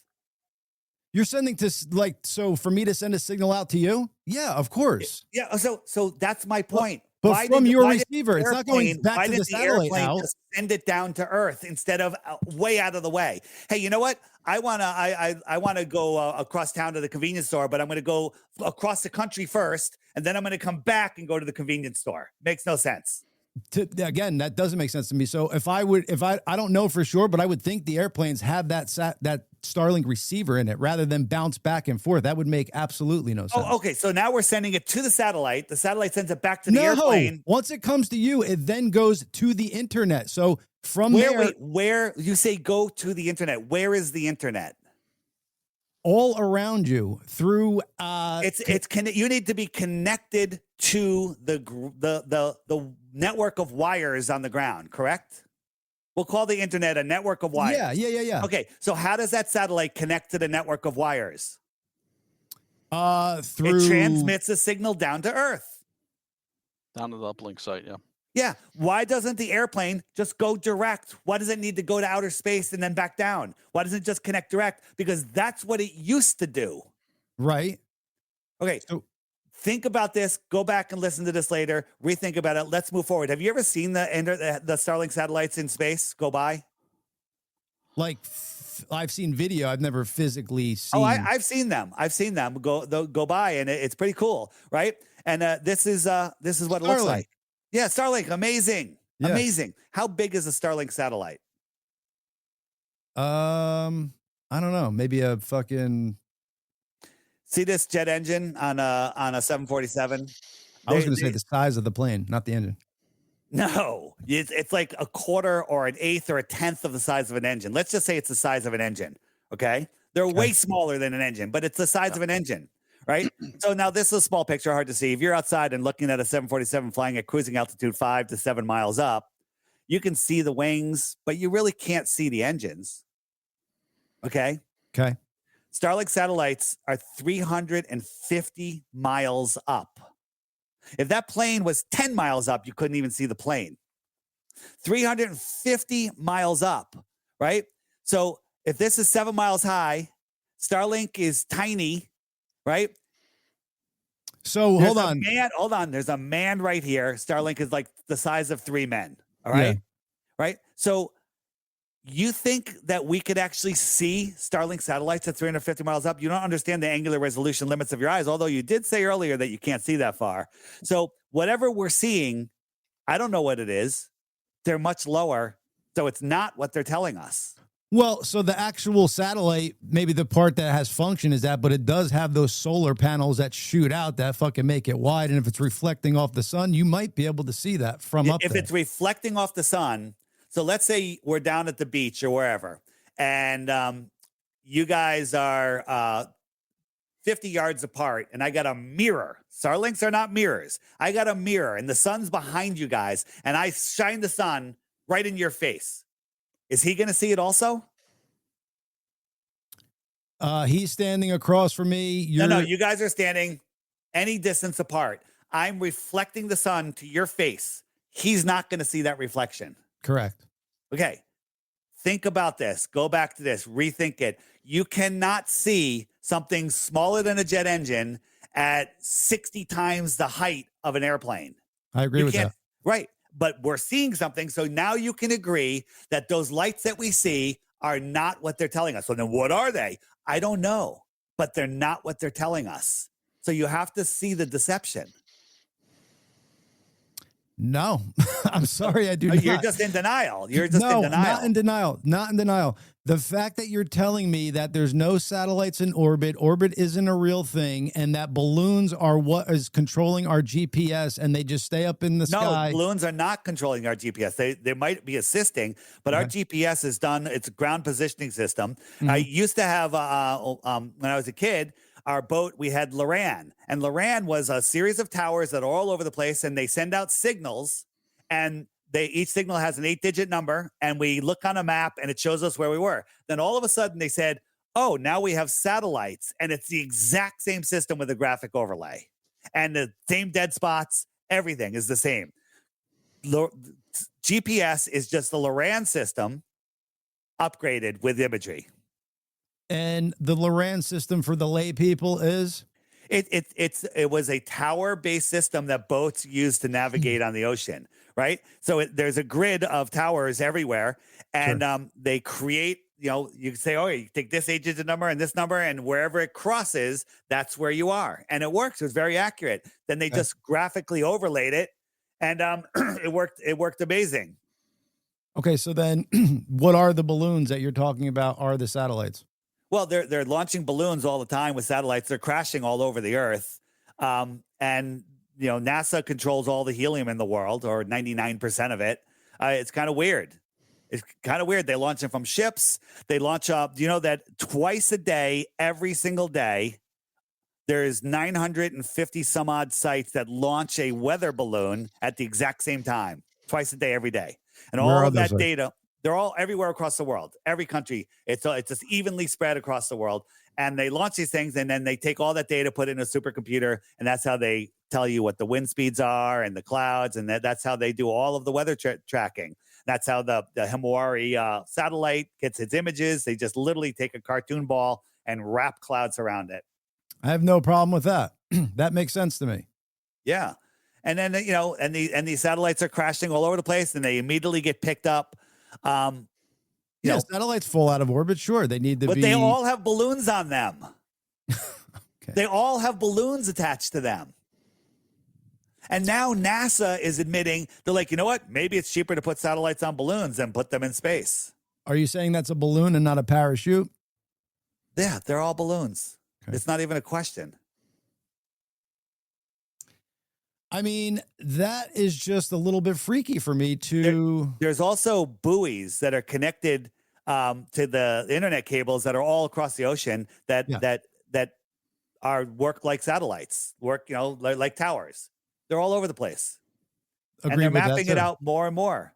So to believe that, we're orbiting, spiraling, whirling and twirling, and just because you say the word orbit, how does a satellite, right? Yeah. The Earth is spinning at 1,000 miles an hour. So a satellite has to be... Is the Earth just floating and not moving in space? Is that what we're doing? We're just floating and not moving? No, I'm just showing you the simple solution. I'm asking. No, it's not. It's doing this according to mainstream. No, but since it's not mainstream and they're wrong, what is it doing in your world? Oh, we're not floating. We're not in space. We don't even believe in space. Okay. It's sitting. The Earth does not move. Okay. Provably, testably, right? Let me just show you. So we got all of these motions going on here. Are we moving further away from the sun every year? No, the sun is small and local, and it circles around us. Let me show you how that works in a second. But you have to remember, all of these directions are curved. Okay? So if you're in a car going 100 miles an hour, totally sealed up tight, perfectly smooth road, great suspension, no problem. You can get a dinner plate, pour water on it. Like, look, I got a plate of water. That plane, if that car takes the slightest turn, the water's gone. The water's going to go right off the plate. Okay. Slightest turn. Speed up, slow down. The water's going to go off the plate, right? So this is... Why is that, though?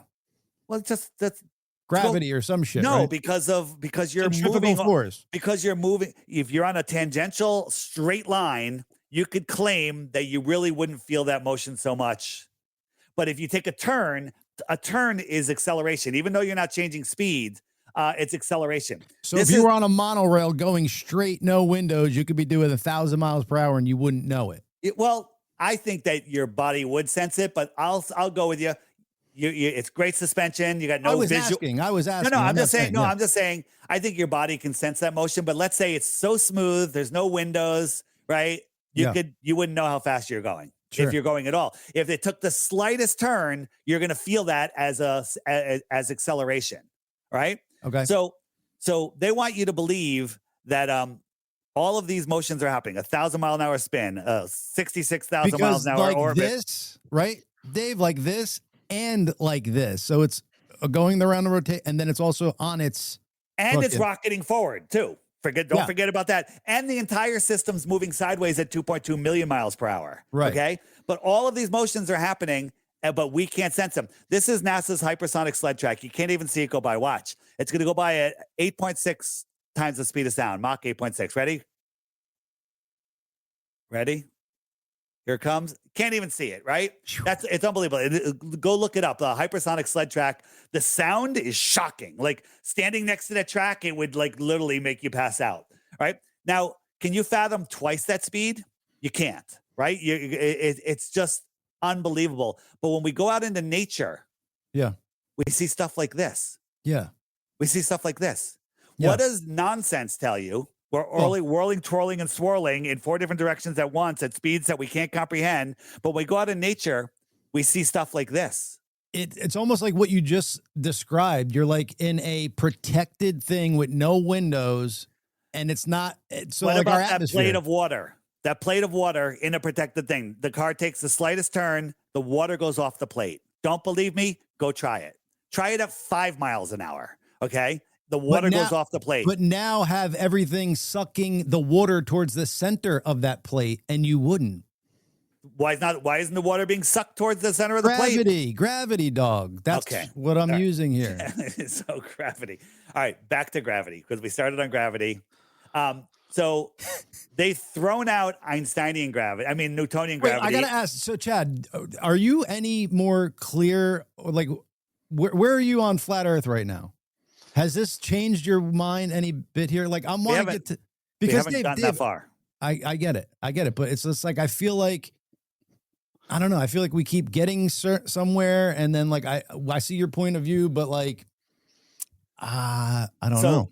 So let's talk about gravity. Flat Earth. I want to hear what Chad has to say though. Right, go ahead, Chad. Oh, well, I guess we said we're going to get to it at the end, but my whole question is why? Why? Yeah. Okay. Well, let's get there. We'll get there shortly. What is the explanation? Yeah. We'll get there shortly. We think down is down for everybody, right? Down is down for everybody. But on a globe, down is antipodal. This guy's antipodal. This guy's spinning at 1,000 miles an hour. This guy's pirouetting like a ballerina. This guy's going 500 miles an hour. But for some reason, he's not being pushed over towards the equator. Think about the centrifugal force. He'd be kind of have to lean to the left there. Which is weird, but it's not centrifugal force though. That's not what they're saying gravity is. I'm not talking about the gravity. I'm talking about, even if there was gravity, the spinning of the earth at 1,000 miles an hour going off your trajectory at a mile per minute, you would feel that. If your car was taking a left-hand turn at a mile per minute, you would feel it if you're going 1,000 miles an hour. Yeah, because that's so small, dude. Like, you're got to look at it on the scale of the earth, bro. You can't. You're just saying words, dude. I'm not saying words. That's like saying you took a ball that is the size of a fucking soccer ball and spun it, or if you took a ball the size of a fucking state and spun it. The feeling would be different if you're in the center of those two things. And the bigger it is, the faster it's going. If you were on a merry-go-round that went around once per day, it would be hard to tell that you were moving. Agreed. Right? Now expand that to 24 miles in circumference. How fast is it going? How fast is the edge going? The horse on the outside. Slower. 24 miles. Well, it's going 1 mile per hour. Because it's got to spin around once per day. Yeah. Okay. So it's going 1 mile per hour. Now make it 24,000 miles in circumference. Yeah. It's now going 1,000 miles an hour. Correct. And it's taking a left-hand turn at a mile of distance per minute. Correct. If you don't understand that you'd be thrown off that horse, I can't help you. Gravity, dude. Gravity sucking it towards the center of the earth. So whatever your centrifugal force is that would be pushing you out that far, it's not as strong as gravity. That's the difference.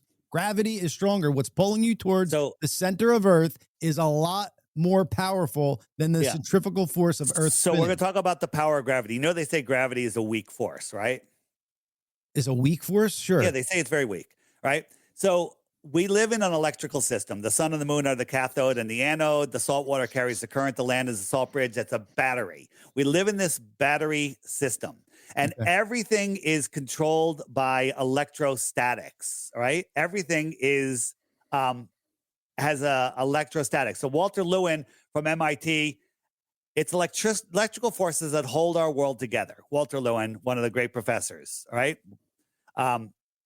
that talk about that. So let's talk about electrostatics. We're going to do a little science, and we're going to prove electrostatics. So here we have some leftover party balloons with helium in it, and we tied them to this button, and it's neutrally buoyant a couple inches off the floor. Now we got this wire connected to it, which goes to a Van de Graaff generator, and we can change the electrostatic charge of this.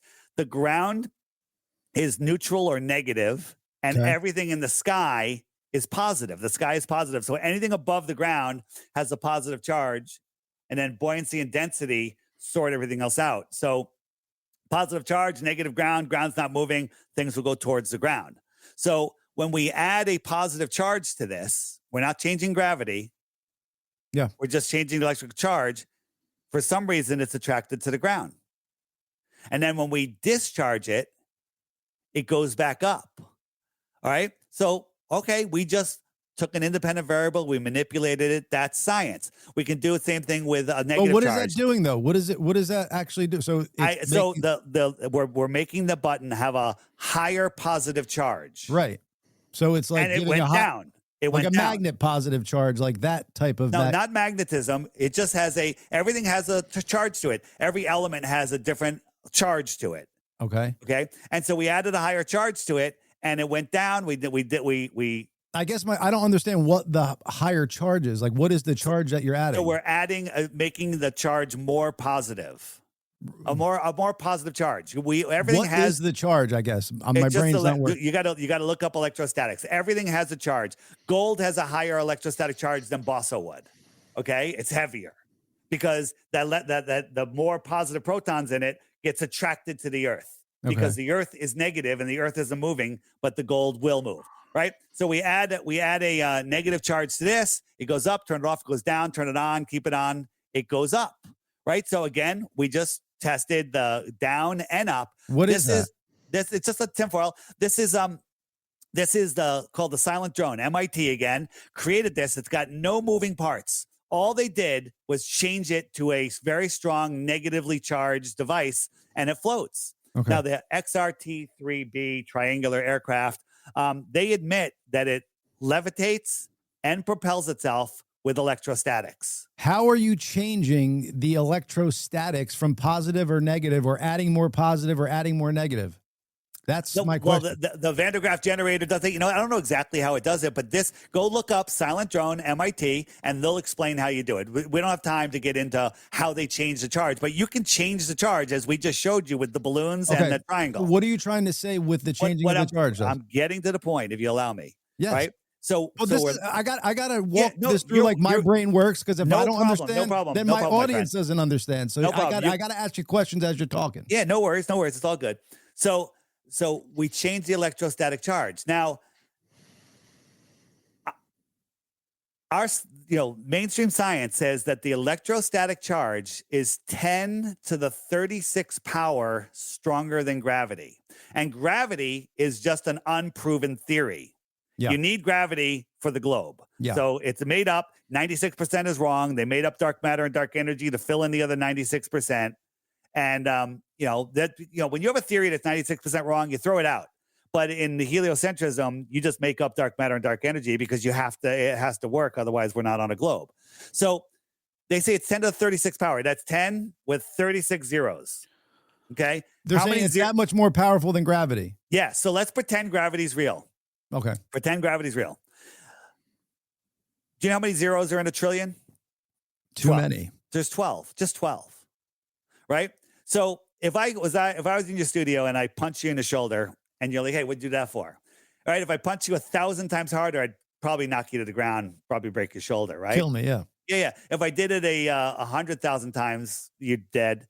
If I did it 1,000,000 times, you'd probably explode to be a big mess, right? Yeah. 1,000,000,000 times harder, I don't know, maybe it'd blow up the whole building. Who the hell knows, right? 1,000,000,000,000 times harder, can't even fathom what that is, okay? Yeah. That's only 12 zeros. We got to get to 36. I got to times 1,000 times 1,000 times 1,000 times 1,000 times 1,000, right? So what they're telling us is that gravity is nothing, because I just proved that electrostatics make things go up and down based on their density. I manipulated how much they're attracted to the Earth, how heavy they are. And if you want to throw gravity in there, it doesn't matter. It's 10 to the 36 power stronger than gravity. So gravity doesn't exist. Literally, I can't even think of an analogy. You know, it's like trying to pick up the Empire State Building and you're like, well, I'm going to throw a fleck of dust on there and then see what difference it makes. You know, see if you're able to do it. That's the difference. Do you know how long 1 trillion seconds is? Just to show you how big a trillion is. 12 zeros. How long is 1 trillion seconds? Yes. I have no idea. 100 years? You want to guess too, Chad? It's probably like 10,000 years or something like that. 31,000 years. Holy testicle Tuesday. So they want you to believe that we can see planets that are billions and trillions of miles away. They want you to believe in nonsense. You guys are in the North. You're in America, right? Where are you? Yes, sir. Yeah, America, New Jersey. You ever look up and see the North Star? I think I have. I have no idea which one it's actually is. It's right there. It's near that Big Dipper. It's bright. You can see it easy with your naked eye, right? Yeah. You can see the North Star with your naked eye. No problem. So they tell us that our North Star is 46 times bigger than our sun. Remember that. They tell us our sun, excuse me, our sun is 400 times bigger than our moon. But it looked like they're the same size because it happens to be 400 times farther away. Right? Yeah. So scaling and variance work. Like these two things are not the same size, but if I bring this one closer, now they're the same size. Yeah. Right? Now they're the same size. So that's called scaling and variance. So if Polaris was 46 times farther than our sun, it would look like our sun, right? If it was 46 times further than our sun? It's 46 times bigger. Yeah. 46 times further, it would look like our sun. So if our sun was 1 mile over your head at noon, it would look like this when you look up at the sky, right? It would fill the whole sky. You move it 93 million miles away, it's the size of a coin held at arm's length, about, right? A nickel, a quarter, whatever. You hold it up, kind of covers the sun. Sure. Right? If I doubled the distance to the sun, it would be 1/4 of that size. It's called the inverse square law, right? And if I doubled it again, so it's 4 times farther, it'd be like the size of a pencil eraser. Sure. If I doubled it again 8 times as far, it would be like the size of a star. So 8 times the distance of the sun. They tell us the sun is 8 light minutes away. You know what a light minute is? Distance light travels in a minute. So 8 times 8, 64. We'll call it a light hour. At a light hour away, our sun would look like a small star. Okay. If I made it 2 light hours away, could you still see it? No. Well, maybe. Yeah, maybe you could. Maybe you could. With telescope, yeah. Well, no, with your naked eye. Oh, naked eye. It would be very small, right? So let's make it ridiculous. 24 times farther. So now it's a light day away. Okay. You definitely can't see it. The angular size is too small, and the brightness from the angular square law, the inverse square law, it gets dimmer and dimmer. Light spreads out and it gets dimmer and dimmer. So 1, brightness issue. 2, size, can't see it at 1 light day away. So if we put Polaris at 46 light days away, you couldn't see it. 46 light days away. Let's round that up to 2 light months. They tell us Polaris is 433 light years away, but I can see it with my naked eye. I can zoom in on it and make it bigger. 433 light years away. Wow. Right? So let's look at this. This is the star Sirius. You know, that's kind of like, it's a bigger star that we see with our naked eye. And this is Orion. It's a little smaller, but I can take my P1000, zoom in, and at regular full zoom, it gets pretty big. Okay, right? That's 50 trillion miles away, but somehow I can make it this big in my zoom. 8.6 light years, 50 trillion miles. Okay. I can also zoom in on Orion and make it almost the same size, a little smaller, right? A little smaller, right? So Orion is 52 million times farther than Sirius. How the fuck did I make it the same size? Same size, like on that screen, or when you're looking at it from naked eye? When I zoom in with my camera, Yeah. I can make it almost the same size on my zoom, but it's 52 million times farther. The reason you can't figure it out is because you can't figure it out because there is no way possibly to do that. Another thing is astrophotography. Well, yeah, because your camera can't even do that, really. I don't right. Well, it can if it was small and close and within our system. Here's something. I can zoom in on the moon, right? I got the moon. But Dave, hold on. I guess this is where I have issues with something. It's like, yeah, it can but you know what I'm saying? Like there's a lot of things that we get to here where it's like, yeah, it can like we do it. You have to agree with me here that we're taking some liberties in going either way here, saying the Earth is flat like a disc or Earth. No, it's not a round. disc. It's not flat like a disc. It is level and horizontal. It is topographical. So it's not even round like a disc. No, our pond is it appears to be circular. 60 degrees south. We're not allowed to go beyond there. It could be square. Who the hell knows what shape our pond is? Right? We don't know. Right? But it makes sense. But if you think about this, you understand that this is impossible, right? So you can zoom in on the moon, get it perfectly in focus. You can zoom past the moon, and it's out of focus. So what? So if space is real, what? Okay, go ahead. Hear me out. I could zoom back in, moon's in focus. I could zoom before the moon, it's out of focus. You understand how zoom works, right? I can zoom in, right? I can do the same with the sun. I could do the same with planets. I could zoom on them, I could zoom past them, and I could zoom before them. The interesting thing is I can zoom in on one of them and just move the telescope from planet to sun to moon, and they're all in the same focus.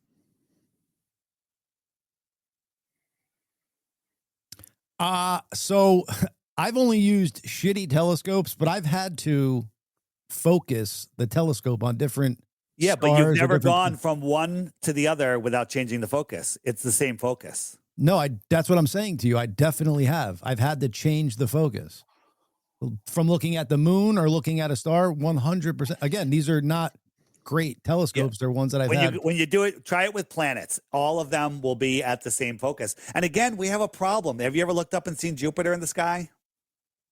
No. Well, Jupiter is literally or twice maybe. It's like super bright in the sky. It's super bright. At least this time of year, this year it was. It's super bright. Saturn poking past the moon. That was freaky. Right. Why do we see the light on planets? You know the heliocentric explanation? The light off of like the other planets in our solar system? Yeah, and the moon. Same answer. Bouncing off the sun or reflecting the sun? The sunlight's reflecting off them. That's what they tell us. Right? So Jupiter, when you look at it, it's literally as bright as the sun. It's just small. It's literally bright. It's a light. So Jupiter is supposedly made of gas, right? It's a dirty, dusty, gassy planet. Gas isn't very reflective, right? And Jupiter is 400 million miles away from the sun. We're only 93 million, so we'll just call it 100 million. So it's 4 times farther. So 4 times farther, if we're on Jupiter looking at the sun would be like the size of a pencil eraser. You have to believe that pencil eraser sized sun is lighting up the non-reflective surface of Jupiter. It's reflecting 300 million miles minimum back to you on Earth, and we see it as bright as we see it. Yeah, I mean, if I guess I'm not you sure. Guess. You guess. This is a light. Yeah. This is a light. Mm-hmm. This is the moon. The moon is a light. You can read by it. It casts your shadow on the ground. But you're saying it actually lights up, or it's... The moon is its own light. I'm standing outside next to this rock.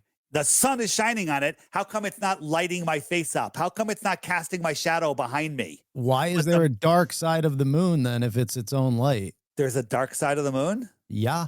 Where? I mean, you could... Well, as it's Have you ever seen the dark side of the moon?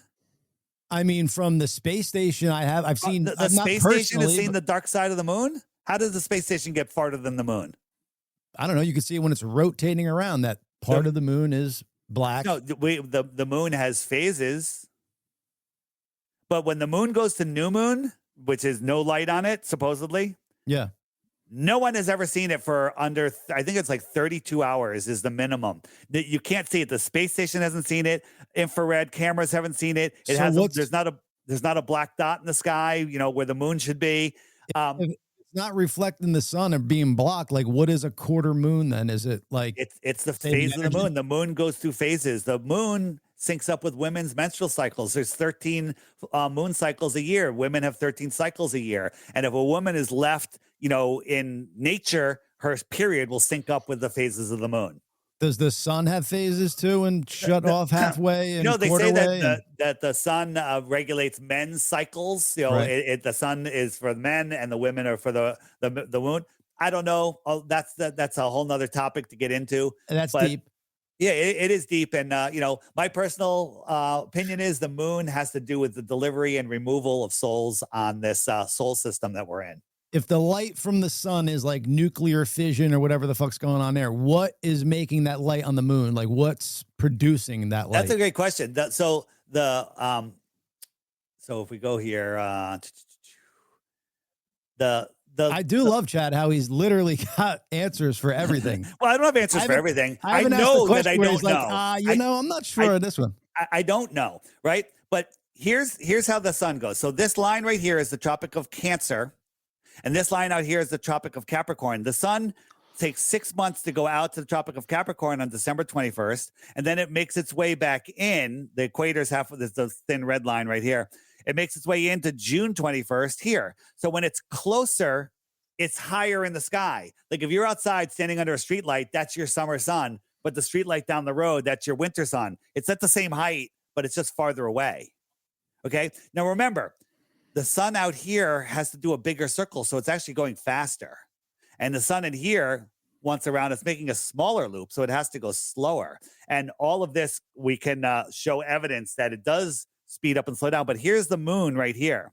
So the sun is going. But how is it doing any of that? Because I'm just asking questions. You said it's possibly square, and you're telling me circles here. Well, no, the sun's. So this is Antarctica, and it's cold out here because the sun never gets close enough. The sun just goes out to here and then goes back. So Antarctica gets really cold in June because the sun is so far away. And then so it would make sense that the shoreline is circular. I think it's circular, but I haven't surveyed the whole thing. Captain Cook tried to circumnavigate it, I think 2 or 3 times, and it took him 3.5 years, and he went over 68,000 miles. Yeah, he was going in circles. 68,000 miles. Antarctica is only supposed to be 10,000 miles around. He was going in circles on that round Earth day. Around here. 68,000 miles is bigger than the equator. The equator is 24,000. But now, if there is a sun, what is it out in if it's not out in space? The sun is here within the firmament. Okay. Right? I think the sun, we live in an incredible toroidal system. So this is the toroid. These are the luminaries that used to be called wandering stars. They now call them planets. We live on this dielectric plane. So this entire electrical living system is Dave, with your graphic right there, can I just ask you one question? Yeah. So is that technically the center thing where your hand is? That's what you think the Earth looks like? This is the North Pole right here. How deep is our ocean? Because here's my question. So if it's like that, you'd have to show depth there, right? That's just showing flat. Yeah, well, I mean, zoom this into the size of the Earth, and this is going to be thick. The deepest hole ever dug is less than 8 miles. So no one knows what's below 8 miles. Nobody, global or flat. Deepest hole ever dug, 8 miles. They hit an impenetrable barrier. Sounds like another firmament, if you ask me. And they tried for years to get through it, and they could not. And there's some crazy stories that came out of that also. But so nobody knows what's underneath the Earth. The core that melts the drills at 8 miles. Well, no, because so they tell us that, the core is hotter than the sun. Then we have this, and it's 3,000 here, but then it's 57 degrees here in the like, how does that happen? Heat travels through it conducts through solid masses. The Earth is a solid mass, right? Wait a second. Have you ever been by a volcano and not felt the heat from that thousands? I haven't, but of course there's heat. But how do you explain volcanism? So the Earth, again, we live in this incredible electrical system. There's electrical currents going through the Earth all the time. They create lava tubes, and occasionally those lava tubes burst through the surface and erupt. Vern Smith says space is fake and gay, so they agree. It's absolutely. Thanks, Vern. So if the apple was the Earth, they drilled like a quarter of the way through the skin. They were using ground penetrating radar to determine what they're going to hit next. All right, no more rocks. They hit rocks. No more water. They hit water. So they were wrong every step of the way, hit an impenetrable barrier. So the first 7.8 miles, they got it all wrong, but somehow they know what the core is. This is pseudoscience. It's in every science book. This is complete and total made up pseudoscience. There's no proof of this whatsoever. None.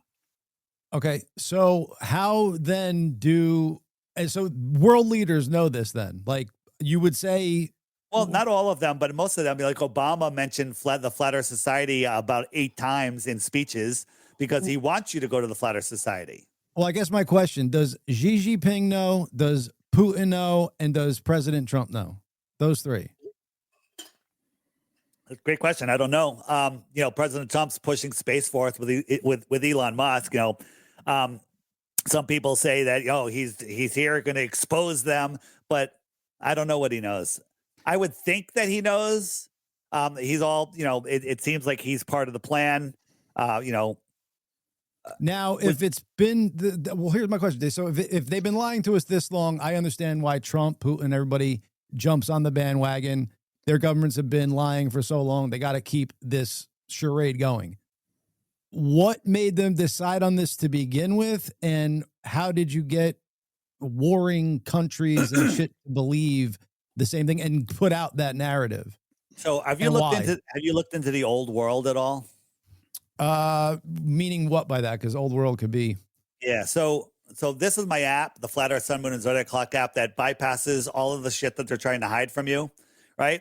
And I have by the way, just throwing it out there for any of your listeners, I offer 3 Bitcoins for 1 globe proof. But before you waste my time, every day, yeah, well, waste my time. The app costs $3, okay? One-time charge. There's a featured video every day. You have to watch the featured video every day for 2 weeks. And at the end of that, you can send me your proof. But before you do, you have to hit the question mark button and make sure your question isn't answered there. And we're going to get into why the lie in a second. But these are all of the videos in here are being hidden from you. But when I say the old world, right here is the old world button. It's a griffin. And these are channels and videos that will blow your mind, right? My lunch break is on YouTube, on Rumble. He's everywhere. Just watch the last 3 videos he put out and your mind is going to be blown. You're going to walk out in your own hometown. You're going to go, how did I miss that? How did I miss that? And everything in your life is going to change, right? Everything is a lie. Space is fake and gay. Our history is 100% a lie. All of it. I agree with history. Every bit of it, right? When Lewis and Clark crossed the Mississippi to find a trade route to the West Coast, Chicago and San Francisco were fully built out, right? This is on my website. Dave, this is it. So I think you're like nail on the head on like a lot of the shit you're saying. It's just when you get to this part of it is where hold on, but this is where like you kind of lose some people on some of the real, like some of the more believable things you're saying. I understand that you believe Earth is flat. I don't believe the Earth is flat. I know it's flat. Okay. You believe it's a circle, but you believe it because of circumnavigation. We proved that wrong. You believe it because of gravity. I showed you proof that gravity is bullshit. You believe it because you thought you saw curvature from an airplane, but we know that we can't even see it from 120,000 feet. It's flat as can be. I showed you how we see in a circle. So you took that off your list. Dude, what is the number one thing? The number one thing that you think makes the Earth a ball? I showed you that we can see too far past the physical limits of a ball. I'll give you a couple. Give me one. Let's do one at a time. The fact that everything else in our solar system is round. Everything else in our solar system is round. A fascinating one. So check this out. So tell me if if this, where is it? And hold on, the firmament, is it a big fucking glass thing, like projecting? Like, how are they making what we're looking up at? Who's they? Whoever fucking is lying to us about the Earth being round. Great question. So let's just stick with this. So is this the sun or the moon? I wouldn't know by a picture. All right, you wouldn't know, but it's spherical, right? It could be a planet, right? Sure. So let's fast forward, and we'll see that it's actually a train, and it's not a sphere at all. It's all different shapes. Hold on, why is it going so slow? So our eyes see things as spheres. Our eyes see things as spheres, and wasn't a sphere, but I could have convinced you that it was a sun, moon, or possibly a planet. And then when our consumer optics have outgrown their lies. So if we look, if we go back here, this is but you just did something, Dave, that anybody with a telescope could do. Like, you zoomed it, or you let the train get closer so we can see. I'm showing you right now. This is the star Betelgeuse. It is 211 trillion miles away. Remember how far a trillion is? Forget it. And this is what we see. Does this look like a burning ball of gas and hydrogen? How do they make it bigger? Why does it have these patterns, right? If we look at this one, this is another star. I don't know the name of it, but does this look like what they tell us it is? Or does this look like something possibly sentient, right? This looks angelic to me, if you ask me, right? But NASA will show us stuff like this and say, oh, this is where stars come from. This is a nebula, and it's made of dust and gas. So now we have dust and gas in a space vacuum. How the fuck do you have dust and gas in a space vacuum? Gas violently fills the available space. Right. Well, when an asteroid crashes into something. Hold on. This making stars, and then after a star is made, it spits it out like a ping pong ball machine, and the star just runs and finds a little spot and plants itself in our galaxy. Bullshit. This is nonsense. This is absolute and total make-believe Narnia. People from Narnia laugh at that stuff, right? This is the star Betelgeuse. Does that look like a burning ball of gas in a space vacuum? How do you have gas in a vacuum? It looks like a blurry one. If you look at the high-def videos that they have of the sun, it looks exactly like that. No, it doesn't. If you look at that, you're watching nonsense from NASA that no one else has access to. Well, then what is that, dude? If I'm watching NASA, I don't know what this is. But okay, it's nonsense. That's nonsense. Well, that's nonsense. This is what we see in reality. No, right? The sun video from NASA is what you see in reality. That looks like some blurry fucking thing that you got to check out. No, we have people with hydrogen alpha telescopes, Crow 777 radio, great podcast, and they're better than NASA's. Way better. Okay, way better. Okay, NASA is constantly lying about everything. So you believe that there's men and people on the space station, right? Yeah. You do. I've seen the space station with my own eyes. Just like if you saw satellites, you're like, I just showed you that you can't see satellites. I never saw a satellite through a telescope. But you saw I've the space station through a telescope 100%. Yeah. I've seen it also. Right. Okay. But you saw a light in the sky. How far away is it? I don't know, dude. I don't measure with my eyes like that. I do. When it's directly above you, it's 250 miles away. Everywhere else, it's farther. So I saw it. It showed up right when it was supposed to, and it came right over me, and I saw it for 4 more minutes. Well, it's traveling 17,500 miles an hour for 4 more minutes. I'm in Connecticut. It should have been in California. So now I could see something the size of a 747, 3,000 miles away. I can still see it, and it's as bright as the sun, and it's shining on me. It's reflecting the sun. You have to think these things through. So what were you seeing? I'm seeing a light in the sky. I don't know what anything in the sky is. The only thing you could say about anything in the sky is that it's a light. That's the only thing you could honestly say about anything in the sky. All right, so I got this, that basically it's like a fucking LED screen is our sky, and the moon has its own lighting source that has phases and goes half, quarter, and we don't know where that's from. We don't know is a fine answer. It's a fine answer. Claiming you know based on nonsense and things that defy natural law, that's not a good place to be. I'm on the space station. I've been fooling you the whole time, right? I'm on a space station, right? How would you know? Like, and the stuff that they do on the space station is ridiculous. For example, this is from a live stream. Yeah. Hold on. Give me a second. Why is that I'm showing? not saying everything they send from the space station is real, Dave. I'm just saying it's everything is fake. I'm saying everything is fake. Why is that? So Crazy. See that guy? He just faded in. Where did he come from? Where did he come from? Why is that? Oh, here we go. Watch.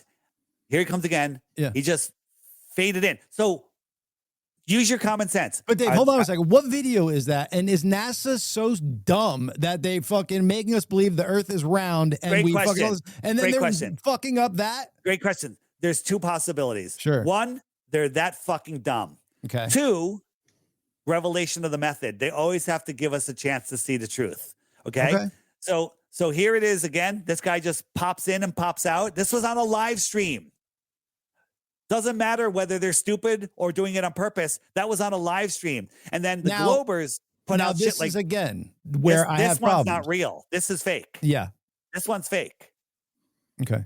But again, I don't know that original video. And when you show me things like this on your back screen, it just can be fake. I'm not saying I agree with you. Yeah. And I'm saying you need to verify. You need to take the time and see everything that we do. This is from NASA, right? This is a very cloudy day on Earth. Like, when was the Earth covered in that much clouds, right? And then tropical storms have been there, but that much of the Earth. And what happened here? What is this seam? Is this a stitching error? This seam, this was on a live stream of theirs. Okay. There's no other explanation other than they're faking this. It's all fake. Wait, but you're saying that can't be a clearing in the clouds? This line, look at this seam. Do you see the seam? Oh. Yeah, let me make that bigger for the audience because I couldn't. You see that seam? This is a stitching error. Yeah, we've already established that there's stitching errors. This is a live feed from NASA. A live feed from NASA. You're just making excuses. I'm not making excuses. That is an excuse. That is an excuse, right? This is them on the space station. This is on a zero-G plane, right? Sure. So check this out. This was on a live newscast. This was years ago.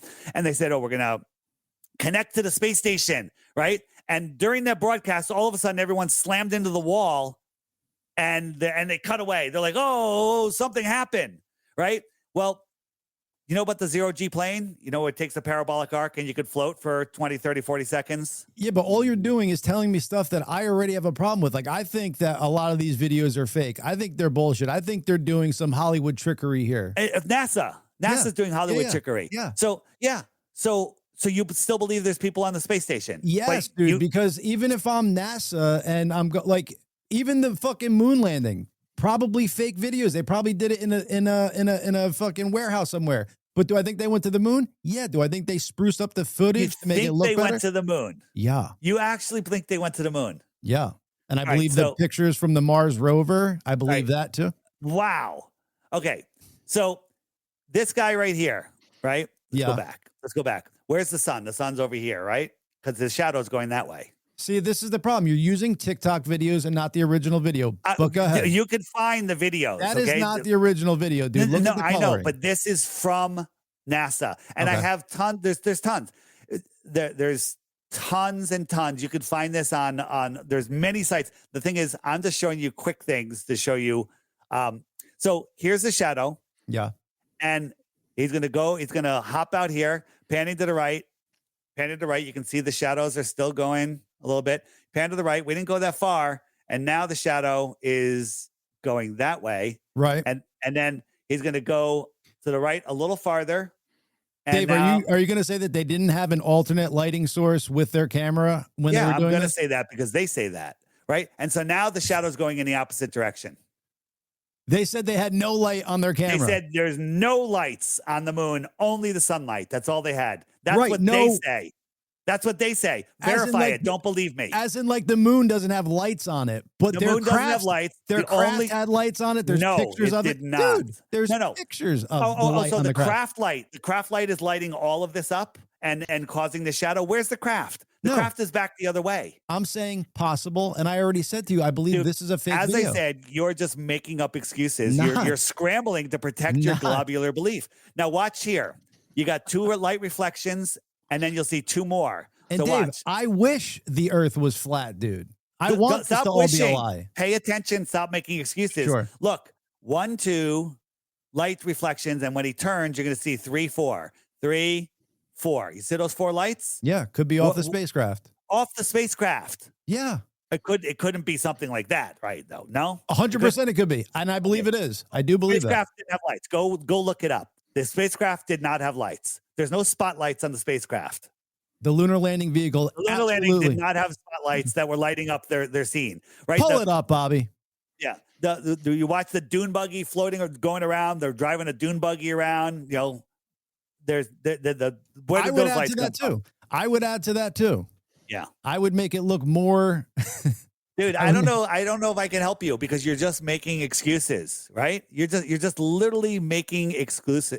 I am literally trying to take your point of view and make it make sense. And explain this.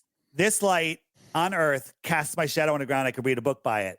This guy's in the sunlight on Earth, on the moon, and the inverse square law of light says that it should be like thousands of times brighter for me to see it this bright, right? It should be literally as bright as we see the sun. That's how bright the moon would, as bright as we see the sun from Earth, the moon would need to be that bright when you're on the moon for us to see it this bright. But this is what we have. If you can't discern that this is an impossibility, I can't help you. Sorry. Yeah. Then you definitely can't help me. Okay. I don't know what else to say. Yeah. Again, just the explanations aren't adding up. The moon. You're right. They don't add up. They don't add up. The globe model doesn't add up at all. The moon having its own light source. The moon is its own light source. From what? Biblically, God said he created 2 lights in the sky. It's a rock, though. It's a rock that's reflecting light so bright I can read by it. Show me a rock that reflects light. Well, that'll cast a shadow on you. Let me blow up a nuclear fission bomb near that rock. Yeah, you might have some reflection off it. Wait a minute, hold on. I can look. I showed you before the ball. I showed you. Where is it? Right here. So I'm standing right next to this rock, so I don't have to worry about the inverse square law of light getting dimmer and dimmer. The sun is shining on this rock, and it's not a light. But this rock is 250,000 miles away. Can you look at the bottom right of that rock? Is it dark? The sun's over here. Right. The sun's over here. So where is the light that's bouncing off of this? Right. So this is a 3/4. This will be a 3/4 of a moon. You're looking at the wrong angle. When you see 3/4 of a moon, it still lights you up. You can still read by it. Okay. So this is 3/4 of a moon. Yeah. Okay. It should be bright. No. This is shinier. Where the light source is from. Dude. When there's 3/4 of a moon, it's still bright. It still casts a shadow on the ground. The moon does. Yeah, because it's a light source. I've never seen the moon cast a shadow. I've seen it cast light where I could see my shadow. I've never seen. Yeah, that's what I mean. It casts it lights you up and you can see your moon shadow. Yes. Yeah, absolutely. So why isn't this casting a shadow? Why isn't this lighting me up? This is not a light. This is reflecting light. Because the light source isn't the sun, dude. The sun is the light source for this. And you say the sun is the light source for this. Atmosphere. There's a big difference. Dude, now you're throwing atmosphere in there. Yes, because that's part of it. So the light coming off the moon from 250,000 miles away is not passing through our atmosphere. The moon from the light that's reflecting, yeah, it is. I don't know what else to say, dude. You enjoy your ball. I guess I will. So what's your number one reason that you think the Earth is a globe? So here it is. I would love it if the Earth was flat. Why? Why would you love that? Because then it would really make sense of the world. The fact that we're all so easily led and naive. I like what you just said. Yeah. Sorry. But I mean, it would make a lot more sense that there's a couple fucking evil people in the world that control everything and blah, blah, blah, blah, blah. But the way that doesn't make sense is that there's all these different countries. There's all these different leaders. They all hate each other. No, that's what they tell you. All the countries, they all hate each other, but they all agree on 2 things. Nobody can go to Antarctica or the North Pole. Right? Unsupervised. And everybody has to get the lethal injection in their arm. They all agree on those things, right? they all agree on that, but they could work on the space station together, and all the astronauts in the world trained in Florida at the same base. Did you know that? All astronauts in the world train at NASA, but everything else, we're at war. Bullshit. It's all about dividing and conquering. They literally divide us. They want us 6 feet apart. They divide us by sports teams, by countries, by religion, by political party, dividing the sexes now and making, they're dividing everything. And I agree with all that. Illusion. It's all an illusion. It's all an illusion. And it's to keep our numbers down. It's to keep us divided, to keep us fighting. It's literally a spiritual war that we're in. And if you can't see it, you'll never win that war or live to your full potential. I see it with everything you're saying, except for the Earth being round. Everything else where they're fucking trying to do control and stuff, completely get it. But what's your number one reason that the Earth is a ball? It's too big of a secret to keep. One, the fact that the secret's out. The secret's out. It's just people like you that won't look at the evidence. Let me tell you my reasons why, and then you could refute them each one. Yeah. The fact that you look into space and everything out there is round. I showed you that how everything looks round, and that not everything is round. And I showed you what stars look like. They don't look round to me. Right. When you zoom in on them, they don't look round. When you zoom in on them, you do, like through a telescope. Yes, they do. I just showed you a whole bunch of stars. You showed me a magnified image on your screen. I'm telling you what I've seen through a telescope with my own eyes. Dude, that's it. You zoom in properly. Yeah. Okay. And our zoom cameras are stronger than most telescopes now. That's not true. It is true. not true. It absolutely is true. Dude, the Samsung phone that could take images of the moon was proved to be AI fake bullshit. There's no way you're telling me. Yeah. There's no camera lens. The Nikon P1000 is nowhere near a telescope. Which telescope are you talking about? One that I could buy in Kmart. Yeah. So, dude, there's Walmart. We have powerful telescopes that are looking in and seeing the same thing. They're seeing the same thing. All right. Right? So everything in space being round, everything in the distance is round. Okay. Zooming in and making stars bigger that are 50 trillion times farther away, 50 million times farther away, and making them the same size, that's impossible, but you don't want to look at that. Maybe I'm not zooming in far enough is what you're saying. You can only zoom in a certain distance, and if I'm able to zoom something to make it a certain size, and then the other one I can make it almost that same size, and it's 50 million times farther, makes no sense. It would have to be 50 million times bigger, and a factor of 50 million times brighter, because the brightness would get dimmer over distance, right? When you actually understand, I don't know how light travels through the vacuum. Light travels, it spreads out. On By Earth, the light bulb, I believe it spreads out. On Earth, I believe that. Everywhere, in space too. I don't know that. Well, you don't know that because one, space doesn't exist, but NASA, that's right. It doesn't exist. NASA. So why are these countries that are all training their astronauts training them in Florida if there's nowhere? Because they need them to be on the same page when they're faking something. They need them to have the same stories and the same things. Because the astronauts screwed up. They've been asked, what were the stars like when you went to the moon? And some astronauts say, I never saw stars. The other one says they were bright. Other people say you can't see stars. Then you can see them all the time. They got it. They got it. What's the totally whole point wrong. of having astronauts in the first place? To make that's the good point. To make you believe you live on a ball. Now, why? Why would they lie? Okay, why would they lie? Mm-hmm. Well, some of the reasons are to hide free energy, to hide the creator, to hide your spirituality, hide more land, hide more resources, hide scientific knowledge of what's in Antarctica, hide that we're at the center of creation and that we're special. That's a starter. Right? So they want to basically depopulate and stuff like that because we don't have enough resources. That's what they say. All the people in the world, every family in the world could have a half an acre in Texas, and the rest of the world would be empty. Well, Elon Musk is saying that we're need to start fucking more because we don't have enough babies being born, and that we're at the verge of going extinct. So he wants people to actually have more. Well, there's a second motivation behind everything. They want people panicking that the population is going down because our thoughts create our reality. They want us panicking that there's a reset coming so they can issue in a reset. They want us freaking out as much as possible because that freak out brings in the negative. Your thoughts, your emotions attract that vibration. So they need us to create the world that they want, right? All they need to say is there's a fucking asteroid coming at us at fucking billion miles per hour, and it's coming in fucking 2 weeks. Yeah, and so you'll freak out. I'm just going to go party and have a good time and not worry about it because I know that it's fake. Well, you're in the minority then, dude. No, I'm not. Well, I'm not in the minority. There's tons and tons of people.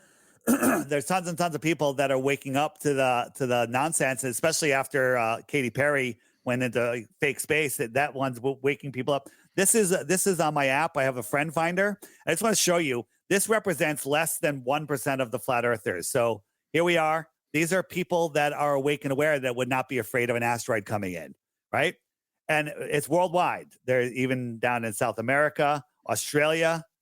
There's tons of people waking up to the truth of our world.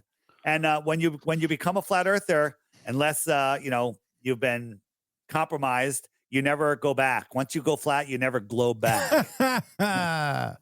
All right. Well, let's get this answered from Billy Boy here, and then we'll take it down. I'll see if there's any other questions, but let's see here.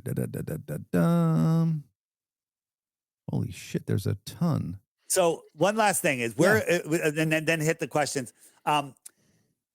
We're incredible spiritual beings that we have a connection into the system, and we have way more power. They want us to believe that our DNA is mostly junk DNA and we only use 10% of our brains. That's what they want. They want us to believe that. But the truth is we're incredibly spiritual, connected, powerful beings. But when you globatize us, you literally disconnect us and you put us in a world of fear and lack. Asteroids, shortages, global warming, overpopulation. That's what the globe does. It disconnects you from reality. All right, go ahead. I believe you answered this one earlier, but we'll just put it up there for now. If the Earth is flat, why can't we see Mount Everest from everywhere on Earth, especially from places at sea level with a clear line of sight? Yeah, great question. Because our eyes aren't Superman's eyes. So let me show you. For example, the light attenuates into the air. So light doesn't travel forever. So here we are in Illusion, France, and we're looking out over the ocean here. And out here is Mount Canigou. And Mount Canigou is 175 miles away. You can't see it. And the reason you can't see it if you're a glober is because according to the Earth Curve Calculator, based on this location, its elevation, the top of Mount Canigou should be over a half a mile below the curve of the Earth. Great. You have to remember that the sun travels in between the two tropics, and twice a year, it lines up with the viewer and Mount Canigou, right? And so the light that's bouncing off of Mount Canigou isn't strong enough to push through 175 miles of soupy air. But the sun is much brighter, and as the sun goes beyond and starts backlighting Mount Canigou, the top right there should be over a half a mile below the curve. Now, the globers say, oh, the answer for that is that actually the sun is already set, and Mount Canigou is a half a mile, the top of it's a half a mile below the physical curve, but the sun is refracting up to pretend to be where it's not, and the mountain is refracting up and blocking that refracted sunlight. That's retarded. Okay, next. That's why you can't see Mount Everest. You can't even see the end of a long hallway. Boom. Please ask Dave to explain the following fact. If someone in the north, anywhere north, watches the sunset, the sun will set left to right if you are looking west. If someone in the south watches the same sunset, the sun will set right to left. Brian Marsh, is that what we were going for? Well, I don't know the answer. So you're looking at the North Star. The stars are going from your right shoulder to your left shoulder, right? They're going from your right shoulder to your left shoulder. And the higher up you look, right shoulder to left shoulder. So that's counterclockwise, right shoulder to left shoulder. It's going all the way over. And if I turn around and I face the south, it's going from my left shoulder to my right shoulder, which is now clockwise. Did they change directions or did I just turn around? I think he's saying if you were at the north and then went to the south, like the pole. It's the same thing. You're just facing in the other direction. That's all. Did you hear that? Same. So it's going in the same direction if you're north or south. all the luminaries rise in the east and set in the west. And the other thing is, we're corkscrewing through space, but somehow none of the stars ever change. We're going 4.4 billion miles a year, never to move, never to go back to where we were before. And none of the stars ever change. You know what are you familiar with the Georgia Guidestones? The who? Yes. The Georgia Guidestones. You are, right? Mm-hmm. Besides the whole never let population rise over 500 million again on there and in 10 different languages, there is a little tiny hole in the center stone. And when you look through it, you can see Polaris. And if you do a time lapse, Polaris doesn't move. It's right there. It's a tiny little hole, like a straw. And there's Polaris all year long. You can see it all the time. Okay. So they say that we're traveling, 4.4 billion miles a year, but somehow Polaris never moves because Polaris is so far away. There's no parallax. Even though for thousands of years we're flying, Polaris never moves because there's no parallax. That's retarded, but okay. It's just stupid. But the Earth is also wobbling. Every 76 years, it wobbles 1 degree. Yeah. 1 degree is 3 moon wisps side by side in the sky. That's 1 degree. North will eventually be south? Well, that's what they tell. Whatever. It's wobbling 1 degree a year. This was built in 1980 or 81. It was up for over 40 years, and Polaris was still in the hole. It should have been 1.5 moon wisps out of that hole, but it was still there. So we made some videos on it showing that this absolutely is rock solid proof that the Earth is not wobbling. And guess what happened? Boom. The Georgia Guidestones were blown up by a terrorist. 3 hours later, bulldozers came in, knocked the entire thing down, stole the time capsule, no investigation. What? That did happen, yeah. I know that. Dude, I believe and agree 90% of what Dave is saying. I'm 100% believing. You need to know. You need to know things. Believing is easy. Where am I? I'm in Connecticut, right? Okay. Do you believe it or you know it? I believe it. Oh, good. See, that's great. Belief is easy. It takes no effort. To know it, you're going to have to do a little work. You can figure it out. Go to my Facebook, see the pictures, grab the metadata, and like, well, the problem is the work I've done leads all roads to Earth being round. So far, every single thing that you have brought up, I have shown you a flat Earth explanation that makes more sense. Not true. Which one did I not address? I mean, the whole. Which one? Don't say the whole. Specific. Well, this is how I talk. I'm getting to the whole meaning the sun. Like, right. Let me get. By the way, I get a little heated. This is fun. We're having fun, right? Fun, 100%, dude. Right, if we were together, we'd be hugging and all that. I'd probably punch you at this point. Yeah, probably. But yeah, it's all fun. But no, so the sun, everything that's out in space, but you say there's no space. Everything. Look at that. Do you have lights in your ceiling right now? Yes. What shape are they? How cheap? What shape are they? Oh, round. Okay. How about your floor? How come your floor is not round? Because they're not lights in the sky. Okay. Stop. I think the moon is spherical, to be honest. And I think the sun that we see is spherical. I don't know if they're physical, but I think they're spherical. Okay. Right? That makes. Yeah. So your belief that, hey, because apples are round, that means bananas are round. No, it's non-correlated. So go ahead. What was the other? You had other things. What else was there? Yeah, just a bunch. Well, again, because we disagree on a bunch. You say snipers don't account for curvature. Go look it up. You'll see that they don't. They don't. Shooting anything. Right. And the railgun shoots over 100 miles away. Absolutely. They can see the target and they can hit the target with a line drive projectile. There would be a mountain over a mile tall in between them. And it can't. When you say line drive projectile, no arc? None? No. Okay. What else? Yeah, you think that they're lobbing it over a mountain? There's the ocean is most of it's abyssal plain. It's flat. A submarine sitting on the bottom of the ocean can send sonar out and see another submarine over 100 miles away. At 100 miles, there would be a mountain of Earth over a mile tall. So you'd have to imagine that sonar is going over the mountain, hitting the submarine, coming back over the mountain and back to the submarine. That's not how sonar works. sound waves don't bounce off of things? They bounce off the mountain. Yes, it would hit the mountain. It would come back and say, I don't see a sub. There's a mountain in the fucking way. That's what would happen. Oh. I thought the sonar system was all set up with like relays and shit like that.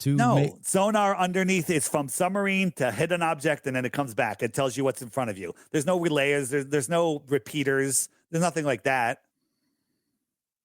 Gotcha. Yeah, I don't know how that works. Yeah, I'll tell you how it works. Earth is flat. That's how it works. Okay.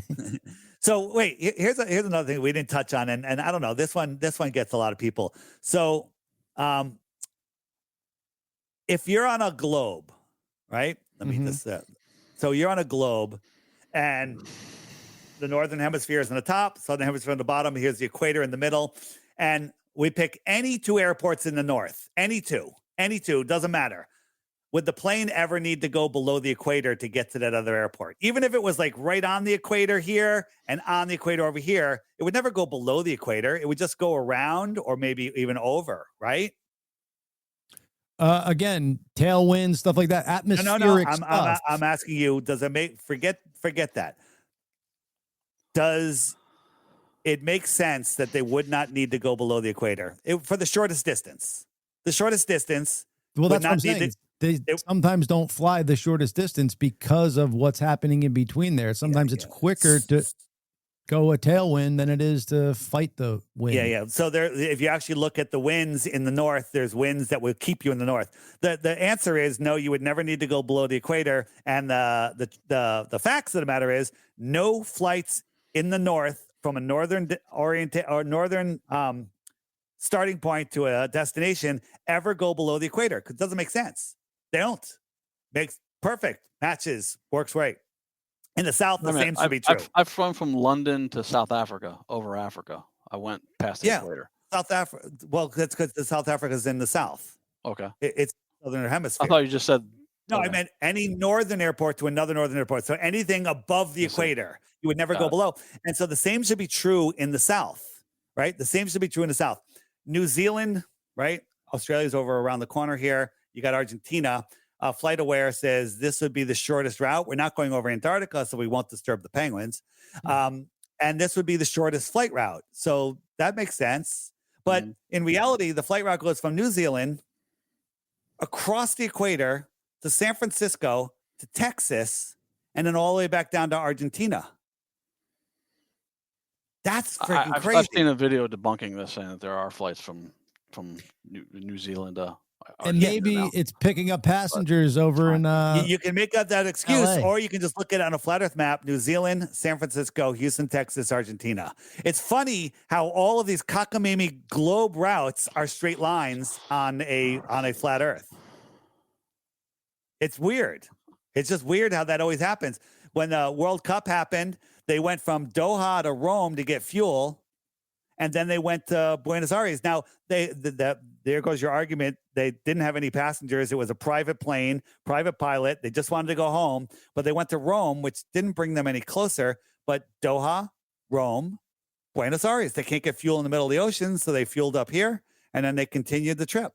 It's always a straight line when it comes to that. This is why not just go Doha back the way they came?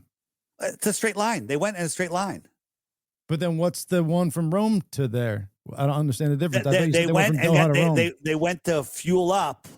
They went from Doha to Rome to get more fuel, and then they went here. Now, but it went from Buenos Aires to Dura or whatever without needing the fuel. I never said that. Oh, I thought that's what the triangle was, completing its pass. It went there. No. This line is like, why didn't they go this way? Right? I don't know. Actually, I don't know what they did on the way there. That's interesting. We should try to find that out. But this is, they didn't report on their trip, but they reported when they were going back that, the winning team, they're stopping in Rome first. What are they going to say hi to the Pope? Right? So again, there's also emergency landings that happen. Where somebody dies or has a heart attack, they need to land a plane, and every time they land a plane, they end up in a weird spot. I'll just show you one, like the butt. That's funny. So New York to New Zealand, had an emergency here. They went to Fiji, right? That's weird, right? And if you look, New York, Fiji, New Zealand. Here's a zoom in. It just happened to be on the path. It's not over here. The globe says it's over here, but it happened to be right on the path. And this is one that's interesting.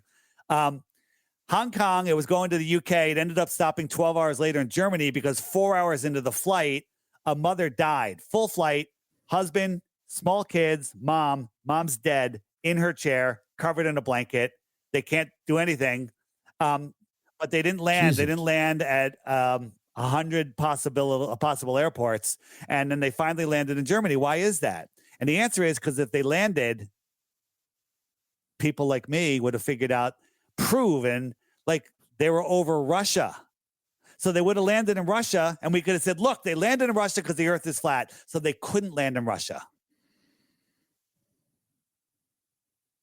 8 hours. There's no excuse for that. And it always happens to be that they're on a straight line.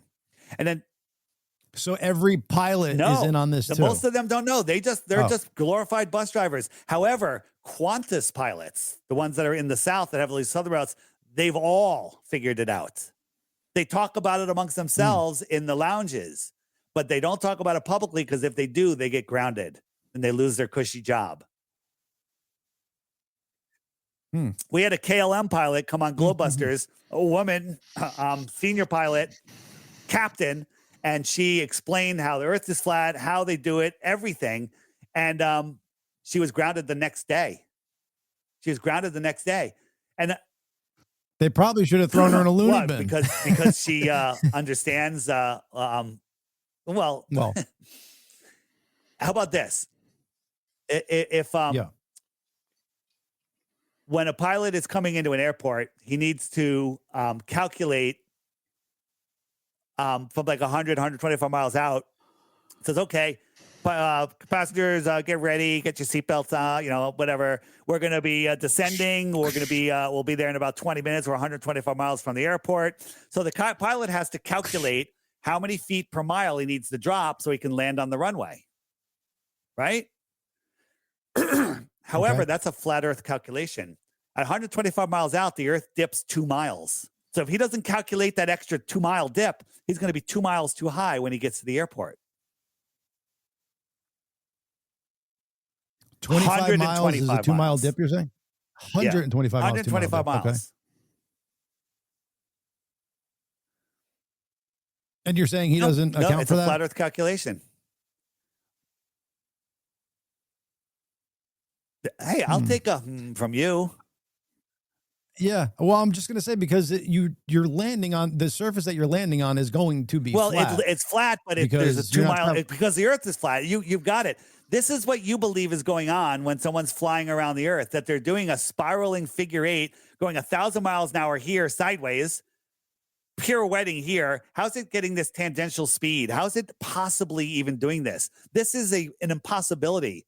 Okay. We're in the here atmosphere. It's going 1,000 miles an hour sideways. Up here, it's not moving sideways at all. With it. If you took off from the North Pole or Alaska, you're moving, let's say 100 miles an hour, but the runway's spinning at 100 miles an hour around the small circumference. You fly to Ecuador. Yeah. How's that plane going to get the other 900 miles an hour of sideways tangential speed to land? And you can't say it's in the atmosphere.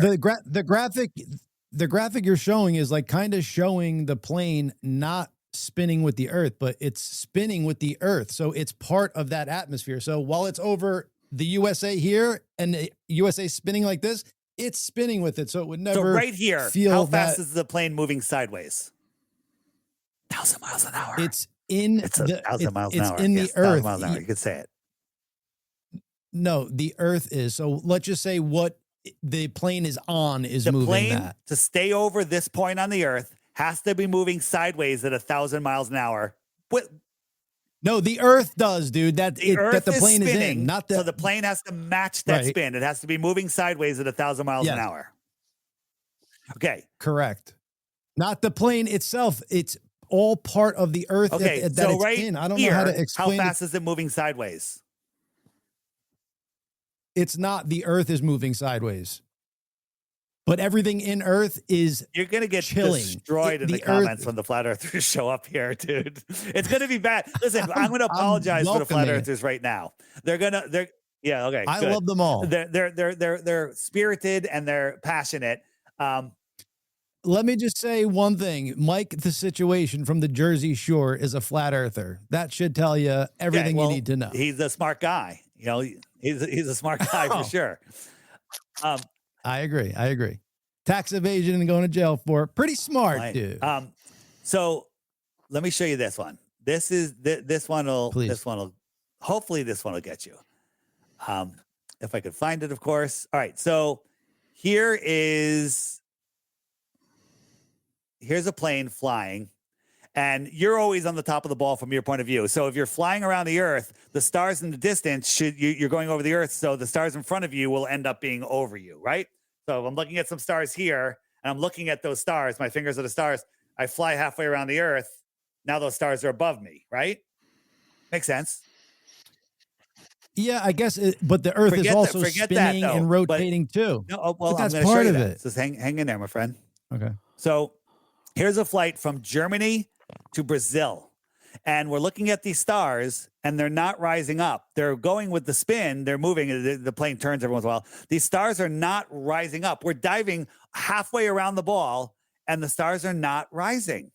They're not rising. This is what Google Earth says you should see. The stars should be rising up, up, up. As you go halfway over the ball, the stars in front of you should be over your head. So if you're moving and the Earth isn't, yes. But if the Earth is moving, we're flying south. We're not flying east. We're not flying west. The stars are moving at 1,000 miles an hour, at the equator. But we're going 500. We're going south. They're only moving sideways. And the other thing is, if you want to say that they're canceling each other out, when we come back, then the stars should be going twice as fast. They should be going.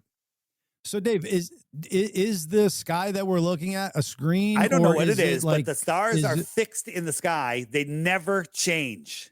Never once do you have parallax where two stars change because we're all moving. They say that 80% of our stars are in binary orbits. Some of them are in trinary orbits, right? We're traveling 4.5 billion miles a year, but none of the stars ever change. None of the stars ever change. I mean, I look up in the sky and I don't see the same sky every night. I will say that. Because it changes at the time of year. So here's one for you. This one will blow your mind. And I don't know if you're going to be able to. It's very simple, but you're not going to have an answer. So you're going to be shuffling for an explanation. So this is. Don't think me asking questions is me being like, fuck this guy, he's wrong. I'm just trying to get to where you're at here. Where is no,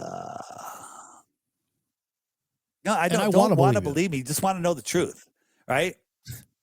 Well, isn't that how faith starts? You just want to know the truth. I guess you want to know the truth. So, I don't want the Earth to be flat. I just want to know the truth, and I found the truth. I found the truth. We're not on a spinning, friggin' lumpy, wet space rock that defies natural law. So this is it. Are we even on a planet? We're on a plane. A plane. Are there other planets?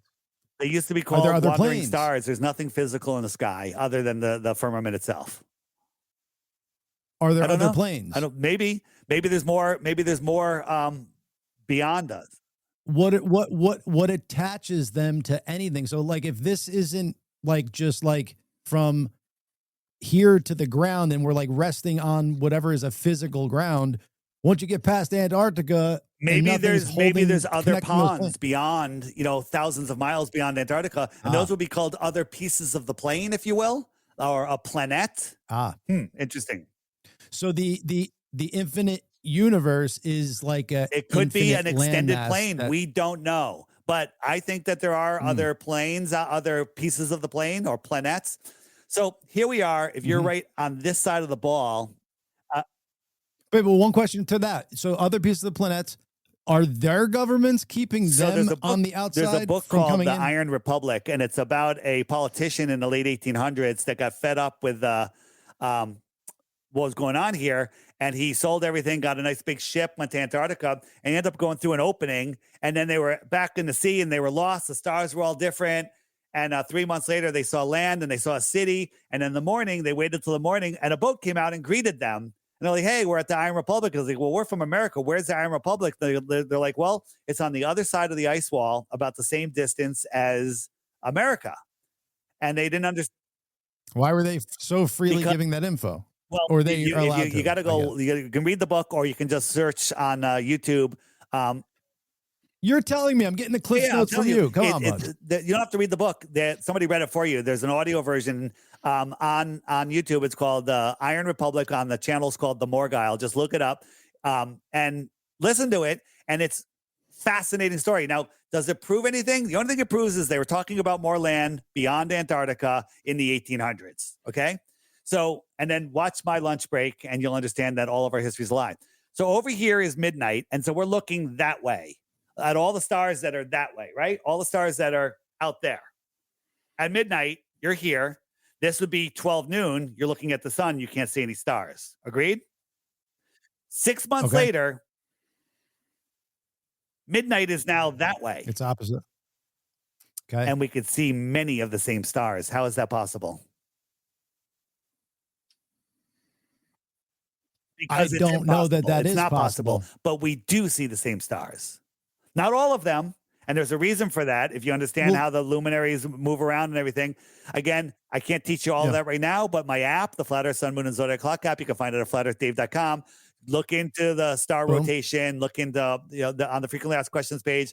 It'll keep you busy for quite some time. So this right here, it's proof. It's an impossibility on the globe. Do you know what the analemma is? You know what an analemma?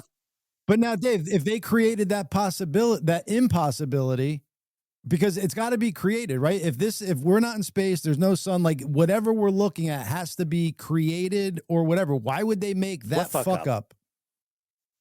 Where 6 months later, when it should be fluoridated and vaccinated to fucking realize how stupid they are. How's that? I'm not. What I'm saying is, why would they give you things? Why would they fuck something like that up? That's an how would you fix that right there. How can you fix that? You could hide the stars by maybe chemtrailing the skies, sure. Yeah, or changing whatever fucking. They didn't make the sky. The sky is. The world is intelligently designed. There is a creator. That's the number one thing. Okay. Now, I used to be a full-on atheist. I don't believe in anything. I believed in evolution and everything. But when I discovered that this place is intelligently designed, I had no choice. It's like you're in the middle of a jungle. Your first day on Earth. You don't know anything. You're just walking, and you come across a 100-story skyscraper building. You know there's a builder. You don't know who it is.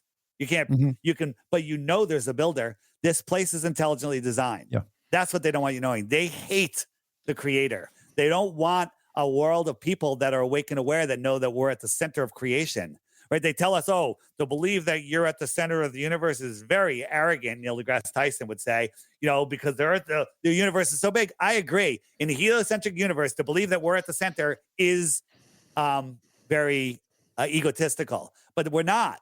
We are the center. This is all that there is.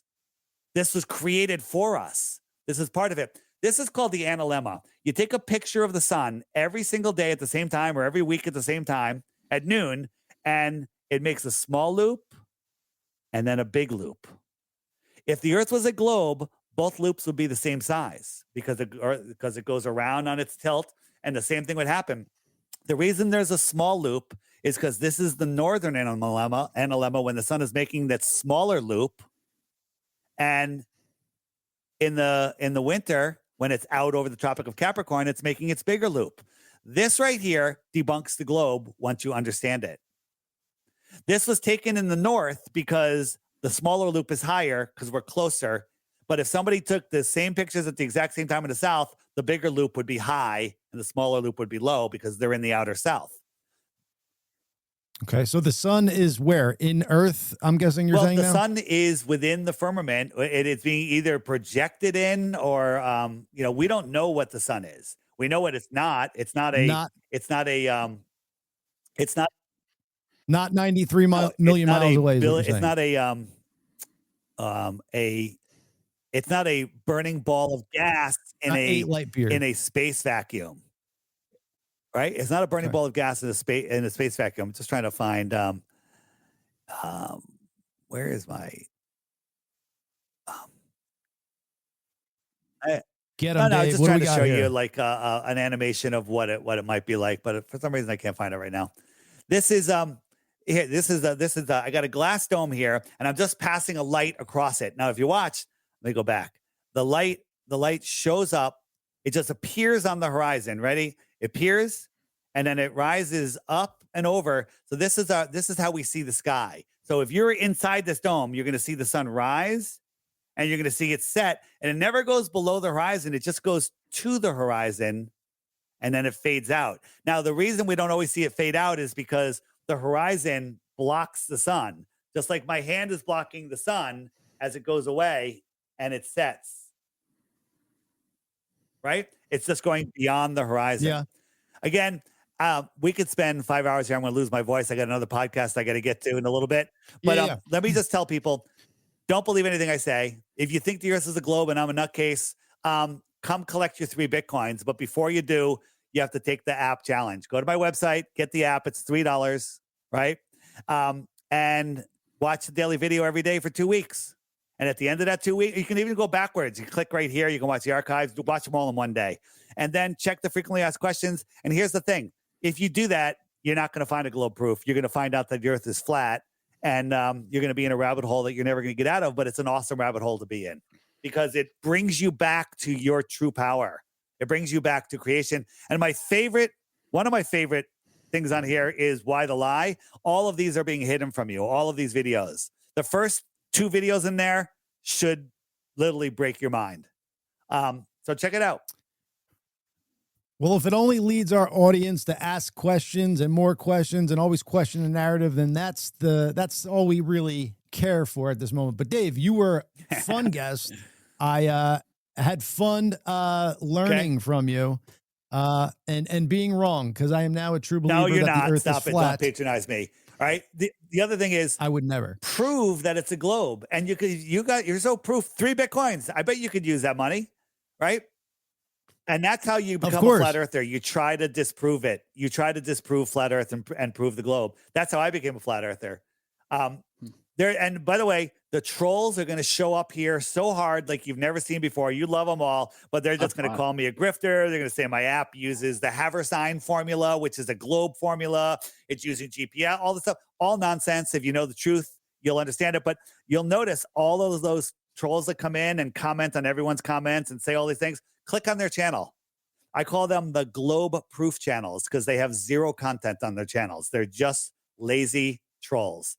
Flat earthers are not lazy. We use our minds. We actually think. We know your model better than you do. Because if you knew your model, forget the flat earth model. If you knew your model, you'd be a flat earther. Yeah. Boom. You heard it there, folks. Check it out. Check out the crash course there. There's tons of stuff there. Check out some of my cool t-shirts. Hey, you're not stupid. Social media. Stupid. Okay. That's why you can't figure it out. All right. That might not apply to you. That might not apply to you, by the way. You're not stupid. We're with stupid. Oh, sorry. Just kidding. Social media. Let the audience know where they can check you on Instagram. All my Instagram, TikTok, all my YouTube channels. I got a YouTube channel called DITRH, stands for Deep Inside the Rabbit Hole. It has all short videos. I have my interviews channel. All you have to remember is flatearthdave.com, and then just click on my social medias there. Boom. Follow all of them. Just follow them and watch a couple videos. Watch what shows up in your feed. Just watch them. Don't believe anything I say, right? And don't believe anything the anti-flat earthers that have dedicated their lives to hide this information from you. This year is a crazy year. You guys know about the Deagle report? Okay. The Deagle report. They predicted in 2017 that the population of the United States is going to drop by 70% in 2025. Just so you know. Okay. What? So who knows? This is coming? I don't know. Maybe they want us to create it. Maybe it's all about fear. But again, you have to understand what we're in the middle of. We're in a spiritual war, and you're going to lose it if you don't understand it. Agreed. Okay. If you understand that you are at the center of creation, your thoughts create your reality. You are an incredible, powerful person, but if you're trapped in the globe mentality, that's fear and lack. The only way they can control you is with fear. False evidence appearing real. FEAR. I think that we've been lied to so long. We figured out a couple conspiracies, and this just brings us and leads us to think and believe these things. It's not about believing. That, it's about knowing. I know the earth is not a globe. You believe in Narnia. Things, yes. I don't believe in Narnia. Yeah. Yeah. And unicorns. Well, unicorns could be real. I don't know. Dave. You know that you got to come on again. Real? We got to. Check this out. Yeah. Dragon on the app in the images section. This is a 1946 dictionary. Tells you the definitions of dragon. Now rare. Okay, 1946. Yeah, they're rare. Weird. This is not helping your flat Earth argument. I don't Dave. care. I don't care what anyone thinks about me. It's all right. I love it. All right, my man. You were fun. I hope you don't hate me too bad for trying to ask the flip You're side just of things. What's wrong with humanity. That's all. Agreed.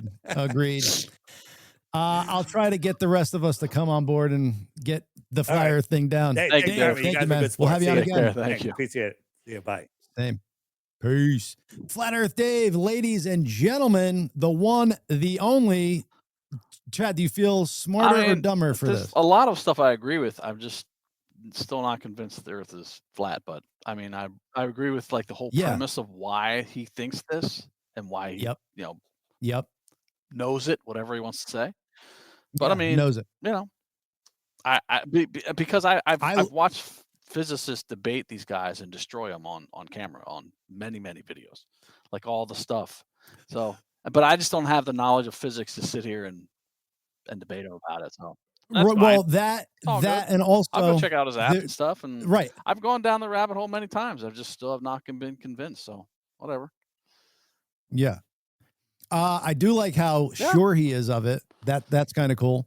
But the thing I don't like is you start throwing around numbers and expect like math to be done on the spot. And like, does that make sense? I don't know. I don't have my calculator to fucking get through that. Like, it's but yeah, it's hard to refute when he has all these things that he's spewing out, and you're just like, I don't have enough knowledge to say yes or no on that. But then also there were things in there that were refuted, and then he hopped. It almost seemed like a conversation you would have with somebody far left and trying to explain thoughts on far right. Like you could say everything that makes perfect sense, and then they just have one little thing. But what about this? And then you got to go and fucking explain that little piece, and it's just like, yeah, I can't fucking prove that the world is flat, but I could tell you why those pictures that you're saying that NASA gives are fake and stitched together, because they are. The Earth is big and they have to. Blah, blah, blah. Like there was just a bunch of fucking things. Pictures from planes, me being 12 years old in a plane, looking out, seeing. You could literally see it when you are that far up. I mean, there's tons. The horizon thing, I don't know exactly how that works with, like how far your eyes could physically see, and like with stuff that should be poking above and all. Like I have no idea. But I know that if you could, in a straight line, see a mountain that, should be curved over the world and you zoomed in on it, it would fucking add up mathematically. And, that's 12,000 miles away. This is only supposed to, it would definitely would. And then his flight patterns, I don't know, man. Like it just, the way the sun, that I've seen, but I just don't know. Right. And the moon being a light source. I've never heard of that before. I mean, what illuminates the moon if it's not the sun? What's the light source from? Or is the moon real? Yeah, well, he was saying, exactly, because the space isn't. So then, if that's in space, and then it's in different phases. I don't know. I like the theory, and I like to flirt with the idea, but it's like you start going there, you might as well be like, the fucking sky is purple. You know what I'm saying? Like. Yeah. You could just start doing anything. Plasma, it's an anode. Sun is a cathode. Shooting lasers over flat Earth. I don't know what that means. But I would like to do that. I would like to shoot lasers at flat Earth. Dude, that thing freaked me out. They blew up that thing after they the Georgia Guidestones. Yeah, I mean, I didn't know that they had discovered the thing he was saying about that, the peephole and Polaris, but I knew that they destroyed them, and I knew about the Georgia Guidestones. I mean, yeah. So what So what is their like? What are they saying? What are they saying destroyed them? Someone Someone blew it up and then they bulldozed it. Someone like planted bombs on it and blew it up, and then they bulldozed it, and you never heard anything about it. And that's all. I mean, I know about that, and I knew about the Georgia Guidestones. That's that they wacky. had some weird. They had like weird writing saying the population should be 500 million and yada, and it's like several different languages. A bunch of other shit was on there, but yeah, it's interesting. Yeah.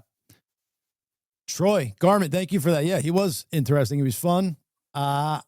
I love the subject. And I believe that the powers that be would want to lie to you and all this stuff and like would want all this, but I just don't think they could get along like that and do it properly because they haven't done it with anything else. Yeah, it's hard to believe that all these countries could agree on to do this. So I don't know. Bobby, was that everything and anything you wanted? Pretty good. It was really good. I saw a lot of great comments, people commenting. Yeah, really, I mean, it was active. Good. Yeah, a lot of comment, a lot of people in there commenting. It was great. Really active. Yeah, definitely great. Fun, great show. Fun dude. Absolutely. Well, we'll do we have anything else this week, Chad? We'll do it. We're gonna get together to do it Instagram, but I don't think we have any extra shows this coming up, right? Do we have anything Friday? Maybe. I think Friday is Jason. Oh yeah, we do. Jason Pierce from Our Lady Peace. So remember to tune in for that. The drummer from Our Lady Peace. And is that normal time? What time is it? It is at 1 p.m. 1 p.m. So 1 p.m. That'll be a fun show. Folks, you're getting too much from us nowadays. We're giving you 2-3 a week. We're going to throw in an Instagram show one of these weeks and have some fun. We're going to be moving stuff around. Please share if you're watching. Share. I'm going to try to say that. Share, like, and comment. I said every absolutely. Boom shakalaka. Bobby, you want to say goodbye, goodbye to the audience? Thank you. Thank you for watching. Keep listening. Thanks, everyone. I got to piss. The one and only Bobby. Chad, good stuff, awesome. Dude.